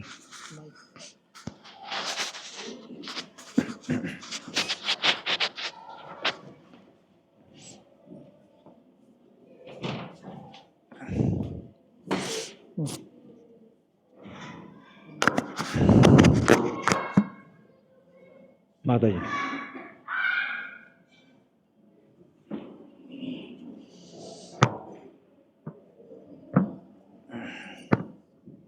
हरे कृष्ण। प्रभु जी सादर प्रणाम। प्रभु जी आपका प्रवचन बहुत अच्छा रहा। ब्रह्मलोक से वैकुंठ लोक और पृथ्वीलोक सब कुछ आपने बताया। प्रभु जी मेरा प्रश्न यह है कि आपने शुरू में बताया था कि जो हमारा भाव होता है भगवान के प्रति, गोपी का भाव या जो भी आपने भाव बताए हैं कि 5-6 भाव, प्रभु जी ये कैसे पता चलेगा कि हमारे उनके प्रति क्या भाव है? प्रभु जी अच्छा, वो 5 रस ना, 5 संबंध। हाँ, संबंध। हाँ, ऐसा है कि अभी आपको पता नहीं चलता, तो आपको ऐसे जो है थोपने की ज़रूरत नहीं है कि आप अपने ऊपर थोपें कि नहीं हम ये हैं। तो आजकल बहुत से लोग थोपते हैं, है ना। तो चैतन्य महाप्रभु के संप्रदाय में वो नहीं जुड़े हैं और वो अपने को चैतन्य महाप्रभु के संप्रदाय का बताते हैं, लेकिन अब संप्रदाय है एक सखी भेद की संप्रदाय है। तो सखी भेद की उसमें हर व्यक्ति को जो है सखी बता देते हैं कि आप सखी हैं, और कोई नाम दे देते हैं और सखी की वेशभूषा स्त्री की वेशभूषा भी बना देते हैं। अब जो दाढ़ी मूछें हैं और स्त्री का रूप बना करके उनका जो है वो सखी का जो है नाम देते हैं, ललिता सखी, विशाखा सखी, इस तरह से सखी भेगी, तो वेशभूषा सखी का दे देते हैं, तुम सखी हो। तो ये सब जो है मतलब गलत है, ऐसी कोई ज़रूरत नहीं कि आप क्यों, क्योंकि आचार्यों ने कहा कि भाई गोपी भाव सबसे ऊपर है, माधुर्य भाव सबसे ऊपर है ना। हाँ, प्रसादम 9:45। अच्छा, तो पहले 10 बजे बोला था, आप 9:45। चलो ठीक है, 9:45 ठीक है। तो वो जो है आचार्य लोग कहते हैं कि भाई शांत रस से ऊपर दास रस है, दास रस से ऊपर सख्य रस है, सख्य रस से ऊपर वात्सल्य रस है, वात्सल्य रस के ऊपर माधुर्य रस है। तो माधुर्य रस में फिर हम तो जाना चाहेंगे। देखो आचार्य लोग जब बताते हैं कि कोई रस से ऊपर दूसरा रस है, तो वो रस से बाहर आ जाते हैं तब बताते हैं, है ना। लेकिन जो व्यक्ति जिस रस में है तो उसको इससे बढ़कर के आनंद और वो जानता ही नहीं। यम लब्ध्वा चा परम लाभम मन्यते नाधिकम तथा, इसको प्राप्त करके अपना जो भी स्वरूप है उसको प्राप्त करके वो इससे बड़ा लाभ और कुछ नहीं जानता, ठीक है ना। इसलिए इस तरह का कोई आपको चुनाव नहीं करना है। केवल ये जो है सामान्य जो सिद्धांत है वो यह है कि जीवेर स्वरूप हो कृष्ण नित्य दास, मैं कृष्ण का नित्य दास हूँ। अब वो कौन से रस में है, कौन सा हमारा संबंध है, डिटेल हम नहीं जानते, तो भी हम जो है उनके दास हैं। और कृष्ण के दास भी नहीं बन सकते तो कृष्ण के दास बन जाइए। गोपी भर्तुपत कमलियोर दास दासानु दासा, मैं उनके दास का दास हूँ। और दास के नीचे और नीचे 1000 बार भी नीचे आप दास बन गए तो भी आप सुरक्षित हैं। तो अभी आपको अपने स्वरूप का पता नहीं है, तो भी आप बहुत सुरक्षित हैं कि आप उनके दास के नीचे दास, है ना। आप जो है जितने भी प्रवचन हैं प्रभुपाद के वो सुन सकती हो। जैसे मेरे प्रवचन हैं तो आज का भी प्रवचन उस चैनल में जाता है ना। तो जितने भी मेरे प्रोग्राम हैं तो आप उसमें रहोगे तो आप हमेशा उसमें रहोगे जो शुद्धिकरण में हमेशा मतलब आपकी चलती रहेगी। अब शुद्धिकरण श्रवण आदि शुद्ध चित्त करे उदय, तो वो शुद्ध चित्त होने से उदय होगा। तो जब भौतिक आसक्ति पूरी 0 हो जाएगी और वो आसक्ति आपकी 100% हो जाएगी तो फिर आपका उदय हो जाएगा।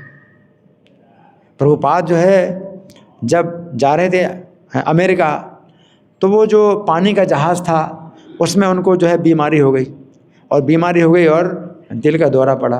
अब दिल का दौरा पड़ा तो श्रीमती मुरारजी ने तो पहले से कहा था कि मेरे सचिव कह रहे हैं कि स्वामी जी मरने जा रहे हैं।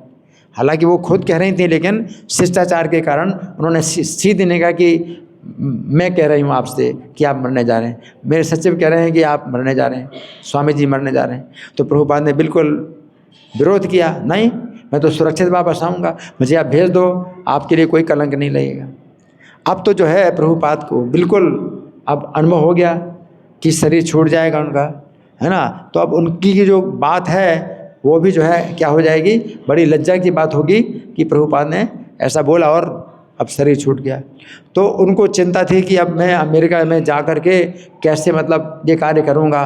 तो इतनी तीव्र चिंता हुई उनको इस बात की। तो मरने की चिंता नहीं थी लेकिन चिंता थी कि कैसे मतलब मेरी रक्षा हो ताकि मैं कार्य कर पाऊँ और अपनी लाज बचा सकूँ। भगवान की लज्जा भी, अब मेरी लज्जा भगवान की लज्जा है, तो अपने बल पर उन्होंने कह दिया। तो प्रभुपाद की इतनी चिंता हुई, उस चिंता से वो जो है इतने शुद्ध हो गए कि उनको अपने स्वरूप का ज्ञान। तो उन्होंने कविता लिखी कि मैं तुम्हारा सखा हूँ और तुम्हारे साथ में रोज़ गोचारण के लिए जाता हूँ। अब वो कब दिन आएगा कि मैं दोबारा तुम्हारे साथ रहूँगा और वन की भूमि में लौटूँगा, है। तो ये सब जो है उन्होंने याद लिखा। तो संस्मरण, तो वो चीज़ क्या है कि जब इतनी आसक्ति हो जाएगी कि 100% अब जो है आसक्ति हो गई और भौतिक आसक्ति 0%, तो वो शुद्ध चित्त करे उदय, तो उदय हो जाएगा। तो जब तक उदय नहीं होता तो आप जो है फिर भी भक्तों की संगति में रहिए। यही प्रार्थना करिए कि हम वाणी गुणानुकथने श्रवणों कथायाम, कि वाणी से भगवान का नाम निकले या गुणगान अगर नहीं कर सकते हैं तो कम से कम सुनते रहें, कथा सुनते रहें। आप गुणगान तो नहीं कर सकते तो नाम लेते रहो, कम से कम नाम तो है ये जो कि पवित्र है। गुणगान में आप जो है कुछ गलती कर दो, है ना, सही नहीं होगा, तो नाम तो लेते रहो और कान से कथा सुनते रहो। जो कथा प्रामाणिक है, प्रवचन जो प्रामाणिक है उनको आप सुनते रहो। तो इस तरह से आप जो है शुद्ध होते रहिए। तो शुद्ध होने की दिशा में आप जो है बने रहिए, तो ये जो है मतलब आपकी सुरक्षा है। ठीक है। एक बात प्रभु जी आपने इतना अच्छा बताया और मैं समझी भी हूँ कि हमें दासानुदास मतलब दास का ही, जो भगवान के दास हैं उनको ही अपना मतलब अपने आप को उनका दास मान लेना चाहिए। लेकिन प्रभु जी मैंने महसूस किया, जैसे आप बोल रहे थे ना अभी कि भगवान को मतलब कि कोई सखा मान लेते हैं और मतलब ऐसे दाढ़ी मूछ रोती रहती हैं और बिंदी लगा लेते हैं। लेकिन प्रभु जी मैंने कई बार महसूस किया कि मैं भगवान को अगर जिस भी रूप में देखना चाहती हूँ, मुझे वो एकदम से ऐसा लगता है जब वो रूप हट जाता है वहाँ से। पिता स्वरूप मानूं तो वो भी हट जाता है, सखा मानूं वो भी हट जाता है, उसका कोई अर्थ नहीं है, कुछ मिलता ही नहीं प्रभु जी मुझे रूप। अभी इन चीज़ों का कोई अर्थ नहीं है। आपको इस तरह से जो है अभ्यास करने की जरूरत नहीं है। तो वो जो साहजिया हैं, एक प्राकृत साहजिया हैं, वो गोपी भाव का अभ्यास करते हैं, है ना। तो वो जो है अपने को गोपी भाव तो इस तरह से जो है नकल करने से आपको जो है नहीं होगा, आपको लाभ नहीं होगा। आप जो है अपने को दास का दास मान करके और अपने जो है अंदर बहुत दोष भरे हैं। अब ये देखो, अब हमारे अंदर बहुत दोष भरे हुए हैं, है ना। तो अपने को ये मानो कि मैं भक्त ही नहीं हूँ। अभी आप सोच रहे कि मैं मतलब उनका दास हूँ, मैं उनका सखा हूँ, मैं सखी हूँ, गोपी हूँ, ये ना मान करके ये आप मानो कि मैं भक्त ही नहीं हूँ, 1% भी भक्त नहीं हूँ। तो आप भगवान आपको अपना भक्त माने, वो ज़्यादा अच्छा है। आप अपने को भक्त नहीं मानते कि मैं तो भक्त नहीं बन सकता कृष्ण का, मैं तो भक्तों का भक्त बन जाऊँ तो बहुत बड़ी बात है। तो कृष्ण आप अपना भक्त मान लें तो वो ज़्यादा अच्छा है। ये में भक्त जना पार्थ नते में भक्त जना मता, जो मेरे भक्त हैं उनको मैं अपना भक्त नहीं मानता। मत भक्ता नाम से भक्तास्ते में भक्त तमाम मता, जो मेरे भक्तों के भक्त हैं वो मेरे सबसे बड़े भक्त हैं। तो भगवान माने अपना भक्त है आपको, तो वो ज़्यादा अच्छा है कि आप अपने को भक्त माने और भगवान आपको भक्त ना माने। ठीक है ना। हाँ जी, हरे कृष्ण। हाँ जी, हाँ। प्रभु जी, मेरा प्रश्न एक ये था कि जैसा आपने बताया कि अगर कोई भगवान के धाम चला जाता है, भगवान के धाम चला जाता है तो वहाँ पर इतना आनंद है कि फिर उसकी इच्छा नहीं होती वापस आने की जी। ये ऐसा नहीं है उसको ज़बरदस्ती रखा जाता, उसकी अपनी इच्छा ही नहीं होती। लेकिन ऐसा भी मैंने सुना है कि पहले जो है जीव जो है वो भगवान के धाम में था और उसने भौतिक मतलब अपने आप अपनी इच्छा प्रकट करी, फिर वो। इनका अच्छा प्रश्न है कि हम लोग आए तो वहीं से, है ना। तो ये अलग घटना है, हम लोग आए वहाँ से, ये अलग घटना है ना। लेकिन अब वापस नहीं आएंगे, वो दूसरी बात है ना। जैसे मान लीजिए आपने आग में हाथ डाला, तो वो एक गलती है, लेकिन दोबारा आग में हाथ डालेंगे नहीं डालेंगे, तो वो दूसरी बात है। अब कोई कहे कि भाई आपने एक बार आग में हाथ डाला था तो दोबारा भी डालोगे, तो वो तो आपका ही विश्वास है कि आप दोबारा आग में हाथ नहीं डालेंगे, है ना। तो इसी प्रकार से जीव जो है तटस्थ शक्ति है, भगवान की तटस्थ शक्ति है, तट में स्थित है, मार्जिनल पोटेंसी। तो जीव के अंदर दोनों तरह की, मतलब ये शुद्ध अवस्था में भी जीव के अंदर दोनों प्रकार की प्रवृत्तियां हैं। मतलब सेवा करने की भी प्रवृत्ति है और भगवान की तरह स्वतंत्र होने की भी प्रवृत्ति है। वैसे भगवान से द्वेष नहीं होता, जीव को भगवान से द्वेष नहीं होता। लेकिन जैसे बच्चा पिता की नकल करना चाहता है ना, और सड़क पार करता है तो उसको एक्सीडेंट हो जाता है। पिता सड़क पार करता है, पुत्र भी सड़क पार करना चाहता है, नकल करता है। तो जीव के अंदर नकल करने की भी प्रवृत्ति है भगवान की तरह स्वतंत्र होने की। तो वो जो है द्वेष के कारण नहीं है। भौतिक प्रकृति 3 गुणों का इसमें कोई कार्य नहीं होता। लेकिन ये जो है, लेकिन जो अंतरंगा शक्ति हैं भगवान की, राधा रानी हैं, तो वे जो है कभी नहीं सोचती स्वतंत्र होने की बात। राधा रानी जो है वो जो है दैवी प्रकृति में आश्रिता। तो जो महात्मा लोग दैवी प्रकृति के आश्रित होते हैं। तो जो भगवान की अंतरंगा शक्ति हैं, आह्लादनी शक्ति हैं राधा रानी, तो वे जो है क्या कहती हैं, यथा तथा विदधातु लंपटो मत प्राणनाथ। चाहे जैसा भी व्यवहार करें वे लंपट ले, मेरे प्राणनाथ वही हैं, अन्य कोई नहीं है। तो हमें उनका आश्रय लेना होता है, आह्लादनी शक्ति का आश्रय लेना होता है। तो वो दो मार्जिनल पोटेंसी जो तटस्थ शक्ति है, वो जब अंतरंगा शक्ति के जो है अधीन हो जाता है तो सुरक्षित हो जाता है। कि जैसे आप तट में खड़े हैं, है ना, तो दोनों संभावना है कि आप नदी में बह जाएंगे या फिर किनारे में आके सुरक्षित हो जाएंगे। तो जीव जो है तटस्थ शक्ति है, तो उसके अंदर ये कभी संभावना है सोचने की कि मैं भगवान की तरह स्वतंत्र हो जाऊं, और वो जो है आ जाएगा भौतिक प्रकृति में और फिर जाल में फंस जाएगा। दूसरी सेवा करने की भी संभावना है। तो हम जो है अगर ये प्रार्थना करते हैं, है ना, भगवान की आह्लादनी शक्ति से, इसलिए हम हरे कृष्णा बोलते हैं, है ना। तो भगवान की आह्लादनी शक्ति हैं राधा रानी कृष्ण, मुझे अपनी सेवा में लगाओ।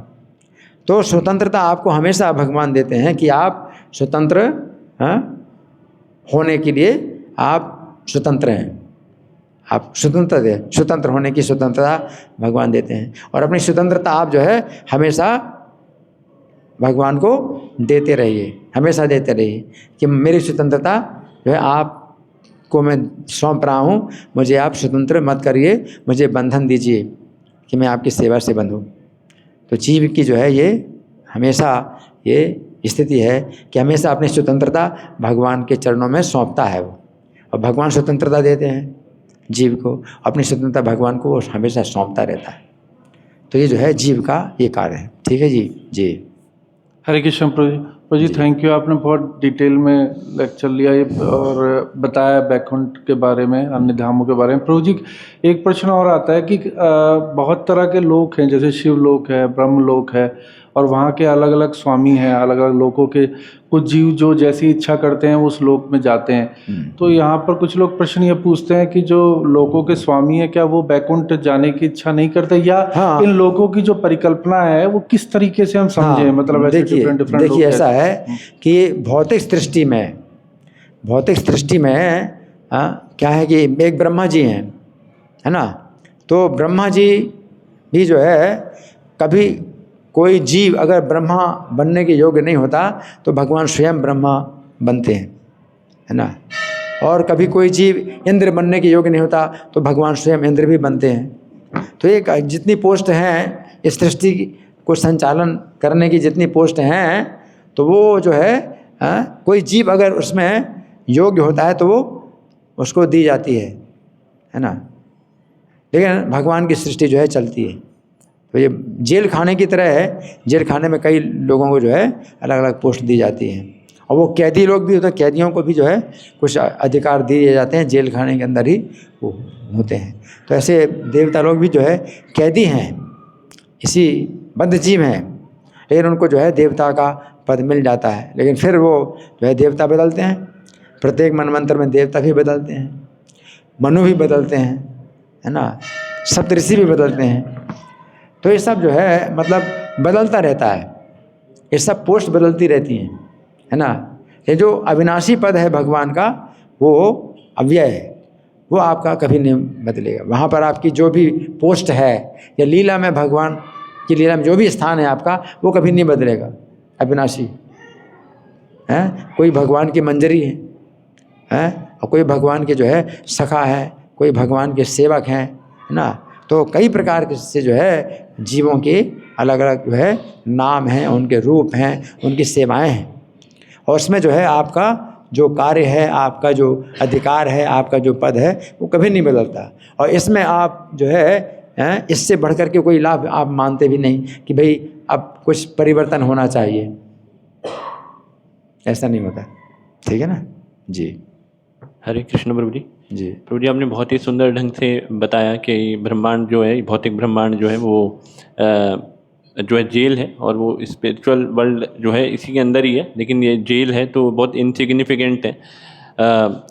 और तो प्रभु जी, मेरे मन में एक था क्वेश्चन के, जैसे ये ब्रह्मांड है, भौतिक ब्रह्मांड, ये कारण सागर में तैर रहा है बबल के रूप में।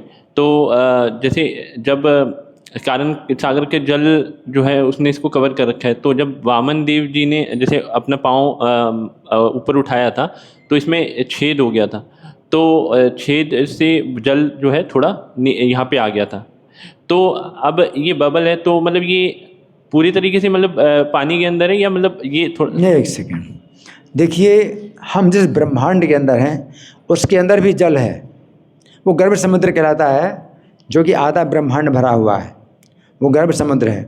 ठीक है, और वो पूरा जो ब्रह्मांड है वो कारण समुद्र में तैर रहे हैं। ऐसे बहुत से ब्रह्मांड तैर रहे हैं कारण समुद्र में।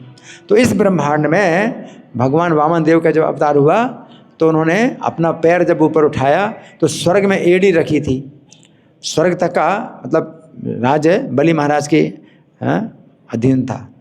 तो स्वर्ग में उन्होंने एड़ी रखी तो पैर जो है उनका ब्रह्मलोक तक चला गया, और जो दाहिने पैर का जो अंगूठा था तो वो जो है चला गया कहाँ, ब्रह्मांड के आवरण को छेद हो गया। तो कारण समुद्री कुछ बूंदें उसमें से आ गई।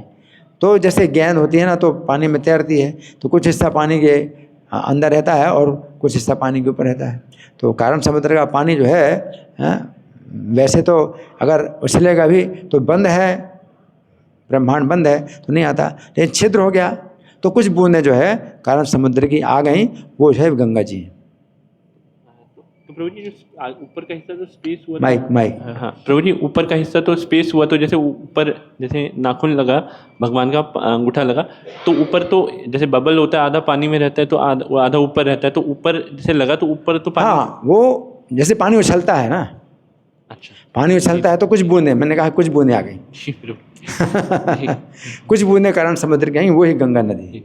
और एक प्रश्न प्रभु जी ये आता है कि जैसे शेषनाग के ऊपर ये जो है सरसों के दाने के समान जो है ये भौतिक ब्रह्मांड जो है वो टिका हुआ है। क्या क्या? ये जैसे ये बताया जाता है ना कि शेषनाग जी के ऊपर ये भौतिक ब्रह्मांड सरसों के दाने के बराबर मतलब रखा हुआ है, उनको पता, सरसों के दाने के बराबर उनके सिर पे रखा हुआ है, उनको पता भी नहीं लगता कि ये ब्रह्मांड उनके ऊपर है, शेष जी के ऊपर। हाँ। तो प्रभु जी इस कॉन्सेप्ट को कैसे समझे, मतलब ये थोड़ा मतलब। हाँ, इसको समझना पड़ेगा। इसको कैसे समझें, आप ठीक करें कि इसको कैसे समझें।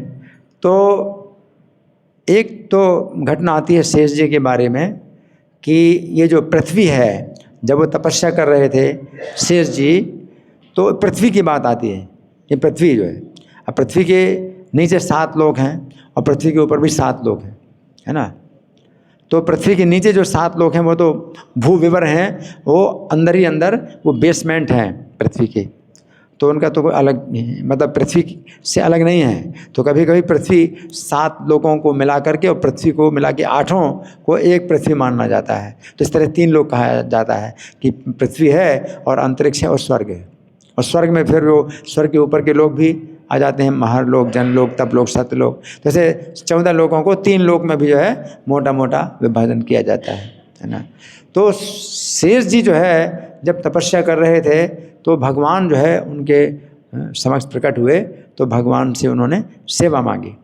तो भगवान ने उनको कहा शेष जी को कि देखिए ये पृथ्वी जो है, ये जब असुर लोग इसमें पैदा होते हैं तो अपने पापों के भार से पृथ्वी को जो है वो हिलाते रहते हैं और पृथ्वी जो है हिलती रहती है।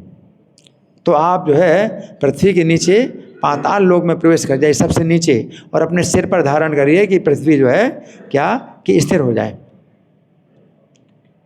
तो शेष जी जो है वो उधर पाताल में वो निवास करते हैं, तो केवल उसी को पृथ्वी को स्थिर करने के लिए कि पृथ्वी जो है मतलब असुर लोगों के पापों से क्या है पृथ्वी विचलित होती है ना। और पीड़ित तो फिर भी होती ही है, तो इसलिए पृथ्वी का भार उतारने के लिए भगवान आते हैं। पृथ्वी असुरों का भार तो पीड़ा तो होती है, लेकिन जो डगमगाती है उसको शेष जी संभाल लेते हैं। तो इस तरह से शेष जी का बताया गया है ना। अब कारण समुद्र में भी जो है भगवान हैं, महाविष्णु या कारणोदक विष्णु हैं, तो वो भी शेष जी की उसमें है। तो शेष जी के अगर जो है बहुत से फन हैं और उनमें भी ब्रह्मांड अगर रखे हुए हैं तो उसको समझना पड़ेगा कैसे है क्या है। अब हम उतना गहराई में नहीं जा रहे, लेकिन इस तरह से है कुछ। ठीक है, अभी तो कुछ समय है हमारे पास जी। हरे कृष्ण, प्रणाम प्रभु जी। प्रभु जी, जैसे आपने कथा में आया था कि अपराध नहीं करने चाहिए, और जाने अनजाने में हम नहीं चाहते भी अपराध हो जाते, तो इनसे कैसे बचें? जी, अपराध जो है हमें बहुत बचना चाहिए और बहुत सचेत रहना चाहिए अपराध से, है ना। क्योंकि अपराध कुछ ऐसी चीज़ होती है कि हमें पता भी नहीं चलता और अपराध हो जाता है। जैसे कि रूप गोस्वामी थे, तो वो तो भगवान की लीला देखते थे, है ना। तो वो जो है मतलब बैठे स्थान में, अपने स्थान में बैठे हैं और भगवान की लीला देख रहे हैं सामने, जबकि कोई नहीं देख रहा, उनको भगवान की लीला दिखाई दे रही है। रूप गोस्वामी देख रहे हैं कि एक वृक्ष में जो है राधा रानी जो है वो फूल तोड़ना चाहती हैं और वो उछलती हैं, बार बार उछलती हैं, और वो जो है उसकी टहनी नहीं पाती। और कृष्ण जो है वो हंसने के लिए छिप करके आ जाते हैं और वो जो है वो टहनी को झुका देते हैं, और राधा रानी को पता नहीं चला कि टहनी किसने झुकाई है। तो राधा रानी पकड़ लेती हैं और कृष्ण जो है फिर छोड़ देते हैं, तो राधा रानी लटक जाती हैं। तो रूप गोस्वामी हंसने लगे। अब रूप गोस्वामी हंसने लगे तो वो लीला देख रहे थे, लेकिन एक जो भक्त थे वहाँ गुजर रहे थे या रूप गोस्वामी के सामने भी आए, उन्होंने कुछ प्रश्न पूछा कि भक्ति के संबंध में कुछ प्रश्न पूछा। तो रूप गोस्वामी ना देख रहे थे उनको, ना सुन रहे थे। वो लीला में इतने निमग्न थे कि सामने जो भक्त बैठे हैं वो जो बात कर रहे हैं रूप गोस्वामी उनकी बात भी नहीं सुन रहे, उनको देख भी नहीं रहे, और वो हंस पड़े तो वो बड़े दुखी हो गए कि मैं लंगड़ा चलता हूँ, तो इसलिए जो है ये मतलब मुझे मतलब मेरी लंगड़ापन की जो चाल है उस पर ये हंस रहे हैं, तो बड़े दुखी हो गए और चले गए। अब रूप गोस्वामी ये लीला बंद हो गई, अब लीला दिखाई नहीं पड़ती, तो बड़े परेशान हो गए कि अब लीला भगवान की क्यों नहीं दिखाई दे रही। तो सनातन गोस्वामी के पास आए, सनातन गोस्वामी से कहा, तो सनातन गोस्वामी ने कहा कुछ अपराध हुआ होगा। तो रूप गोस्वामी कहते हैं अपराध जो है मेरी जानकारी में तो नहीं हुआ। तो सनातन गोस्वामी कहते हैं तो आपकी गैर जानकारी में कोई अपराध हो गया। तो रूप गोस्वामी कहते हैं कैसे पता चलेगा। तो सनातन गोस्वामी कहते हैं कि आप जो है प्रीति भोज करो, तो सबको जो है भोजन के लिए बुलाओ, प्रसाद भोजन है ना, और जो भक्त मना करें तो उन समझ लेना कि उनका अपराध हो गया है। तो रूप गोस्वामी सबके पास गए कि आज जो है शाम को आपका जो है भोजन है, प्रसाद भोजन है, सब ने तैयार हो गए। ये वही भक्त जो है वो नाराज बैठे थे। तो रूप गोस्वामी ने कहा कि आप आइए भोजन के लिए। बोले मैं क्या आऊँ भोजन के लिए, आप तो हंस पड़े, मेरी लंगड़ापन की जो चाल है उसको देख करके हंस पड़े आप, तो मैं क्या बनूँ।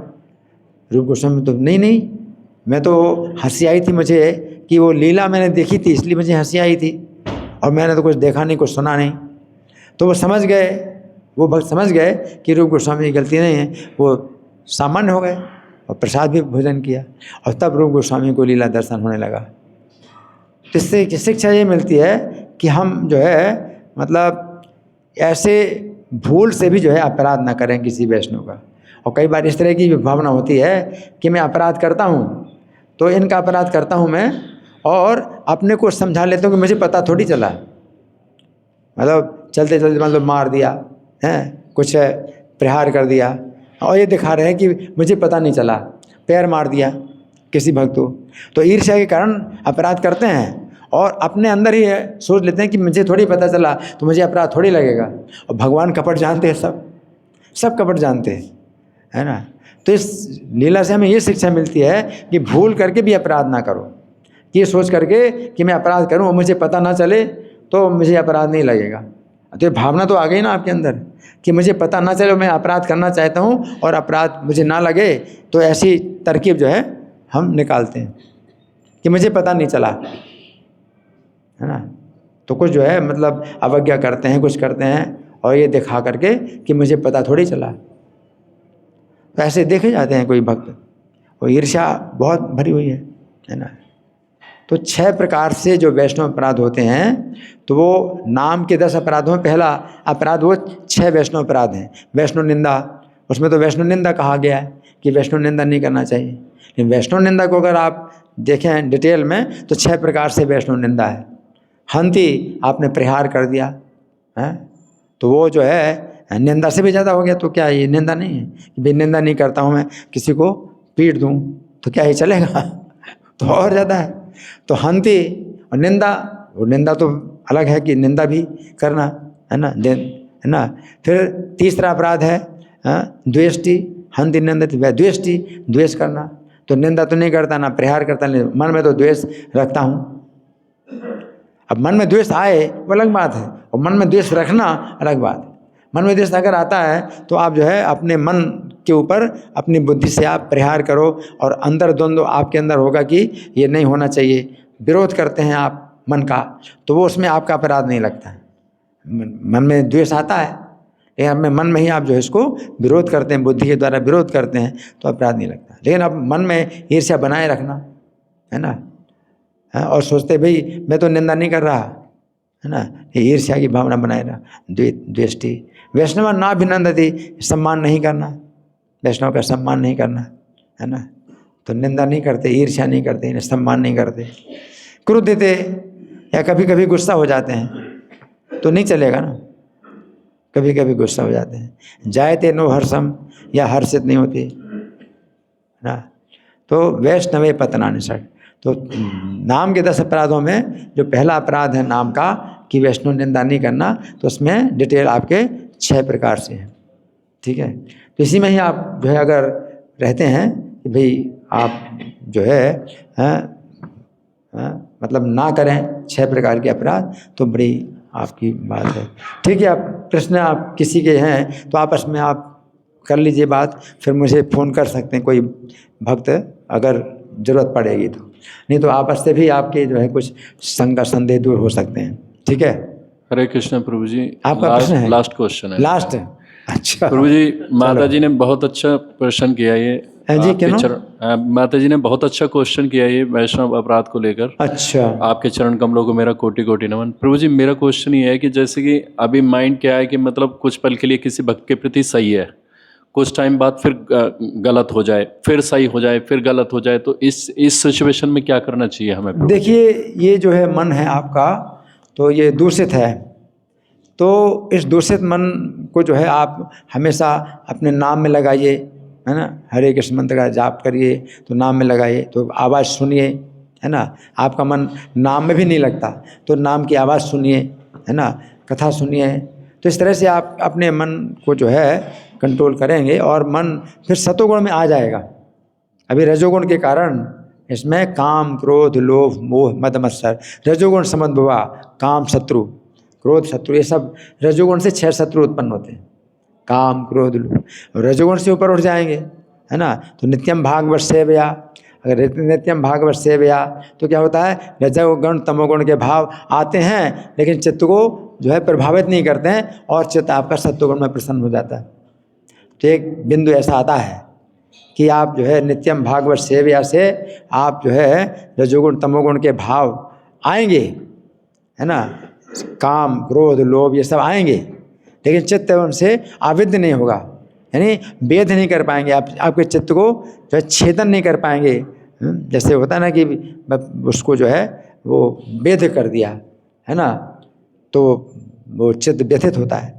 ये चित्त व्यथित नहीं होगा, रजोगुण तमोगुण के भाव में जो है चित्त व्यथित नहीं होगा, भेद नहीं पाएंगे। जैसे बाण है तो जब आर पार हो जाता है तो बड़ा कष्ट देता है, और बाण अगर लगे और जो है घाव भी ना हो तो चित्त प्रसन्न हो जाता है।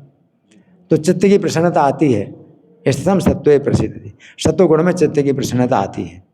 लेकिन आपको भजन क्रिया का पालन करना चाहिए। तो भजन क्रिया जो नियम है अपने, तो उनका पालन करना चाहिए। समय जो है अपना बर्बाद नहीं करना चाहिए। जितना भी समय हो तो उठते बैठते चलते फिरते हमेशा नाम तो लेते रहें, ठीक है ना। कुंती महारानी कहती हैं विपत्तियाँ हमेशा हमारे पास रहें।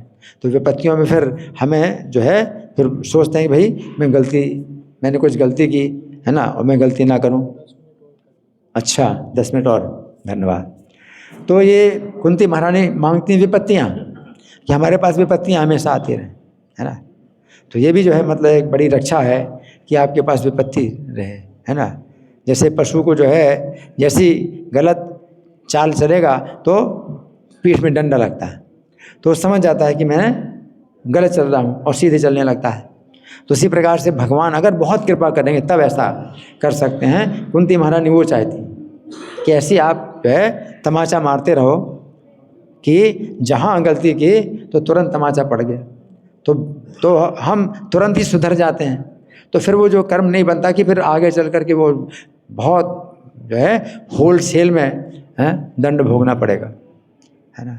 और माया की कृपा होती है, तो माया की कृपा होती है तो आप जितना गलत करते हैं आपको उतना ही सम्मान मिलता है और आप सोचते हैं मैं तो बहुत सुरक्षित हूँ। और फिर होलसेल में आएगा आपके ऊपर, वो फिर होलसेल में आएगा।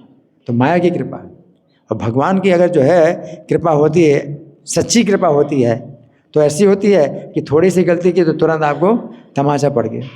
तो वो ज़्यादा अच्छा है कि आप जो है मतलब प्रार्थना करो कि मुझे आप जो है हमेशा तमाचा मारते रहो ताकि मैं सुधरा रहूं, है ना। उल्टी चाल जैसे चली तुरंत एक तमाचा पड़ा, तो ज़्यादा अच्छा है ना। धन्यवाद, हरि बोल। हाँ प्रभु, इनका एक इनका है, एक इनका, 2 प्रश्न।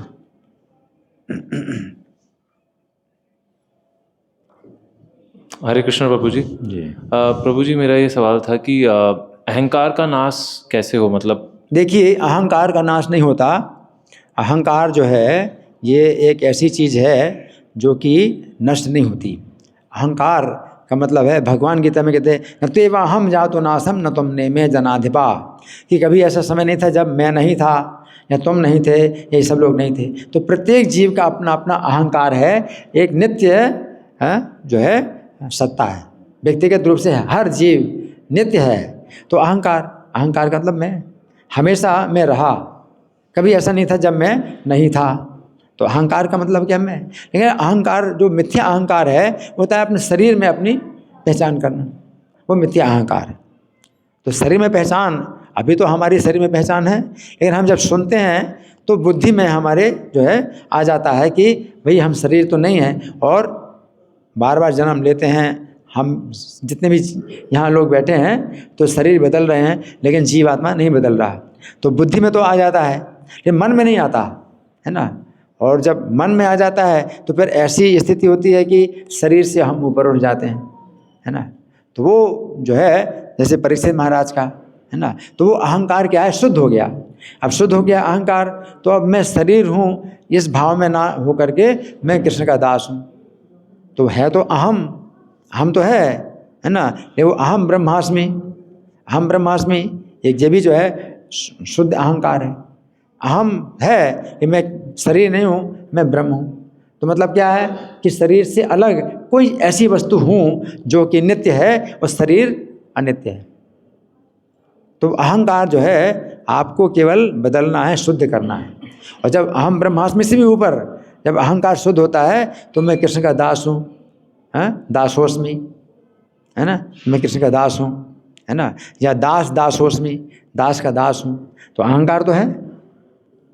तो ये अहंकार जो है अगर आप नष्ट करना चाहते हैं तो वही जो है मायावादी हैं जो कि कहते हैं कि भाई अपनी सत्ता ही खत्म कर दो। आध्यात्मिक सुसाइड, स्पिरिचुअल सुसाइड। वो चाहते हैं कि हम ब्रह्म ज्योति में लीन हो जाएं, हम रहें ही नहीं, हम खत्म हो जाएं। जैसे बूंद है समुद्र में मिल गई और बूंद खत्म हो गई, समुद्र बन गया, तो हम भगवान में एक हो जाएं। तो ये सब जो है ये मायावादियों की सिद्धांत है, गलत है। ठीक है। अच्छा, इनका प्रश्न, किसका प्रश्न है? इनका प्रश्न है। प्रभु जी, इसमें मेरे को एक चीज़ पूछनी थी। अच्छा। आपने बोला शुद्ध करना है अहंकार को, हाँ। तो उसकी प्रक्रिया क्या है, मतलब कैसे? प्रक्रिया तो यही है भक्ति की। आप जो जाप कर रहे हैं, कथा सुन रहे हैं और हमेशा कथा सुनते रहो, प्रक्रिया यही है शुद्धिकरण की। ठीक है। इनको हाँ जी,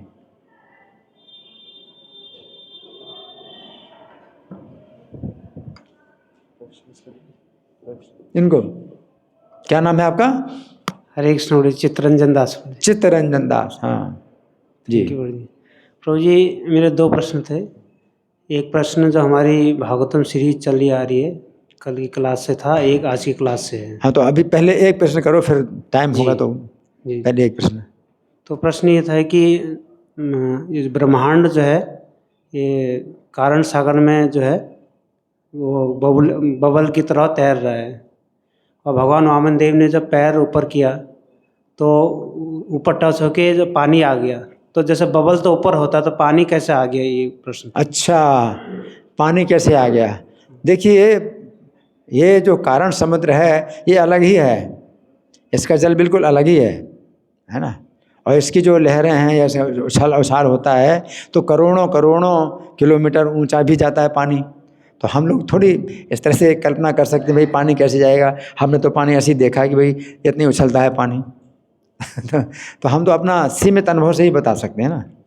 तो हमने तो जब बताया गया है कि कारण समुद्र की कुछ बूंदें आ गई उसमें, और जो है वो भगवान के चरणों के स्पर्श से फिर वो जीवित हो गया पानी और गंगा देवी बन गई, है ना। तो वो तो कुछ बूंदें आ गई, तो कैसे आ गई उसमें कुछ ऐसा नहीं है कि नहीं आ सकती।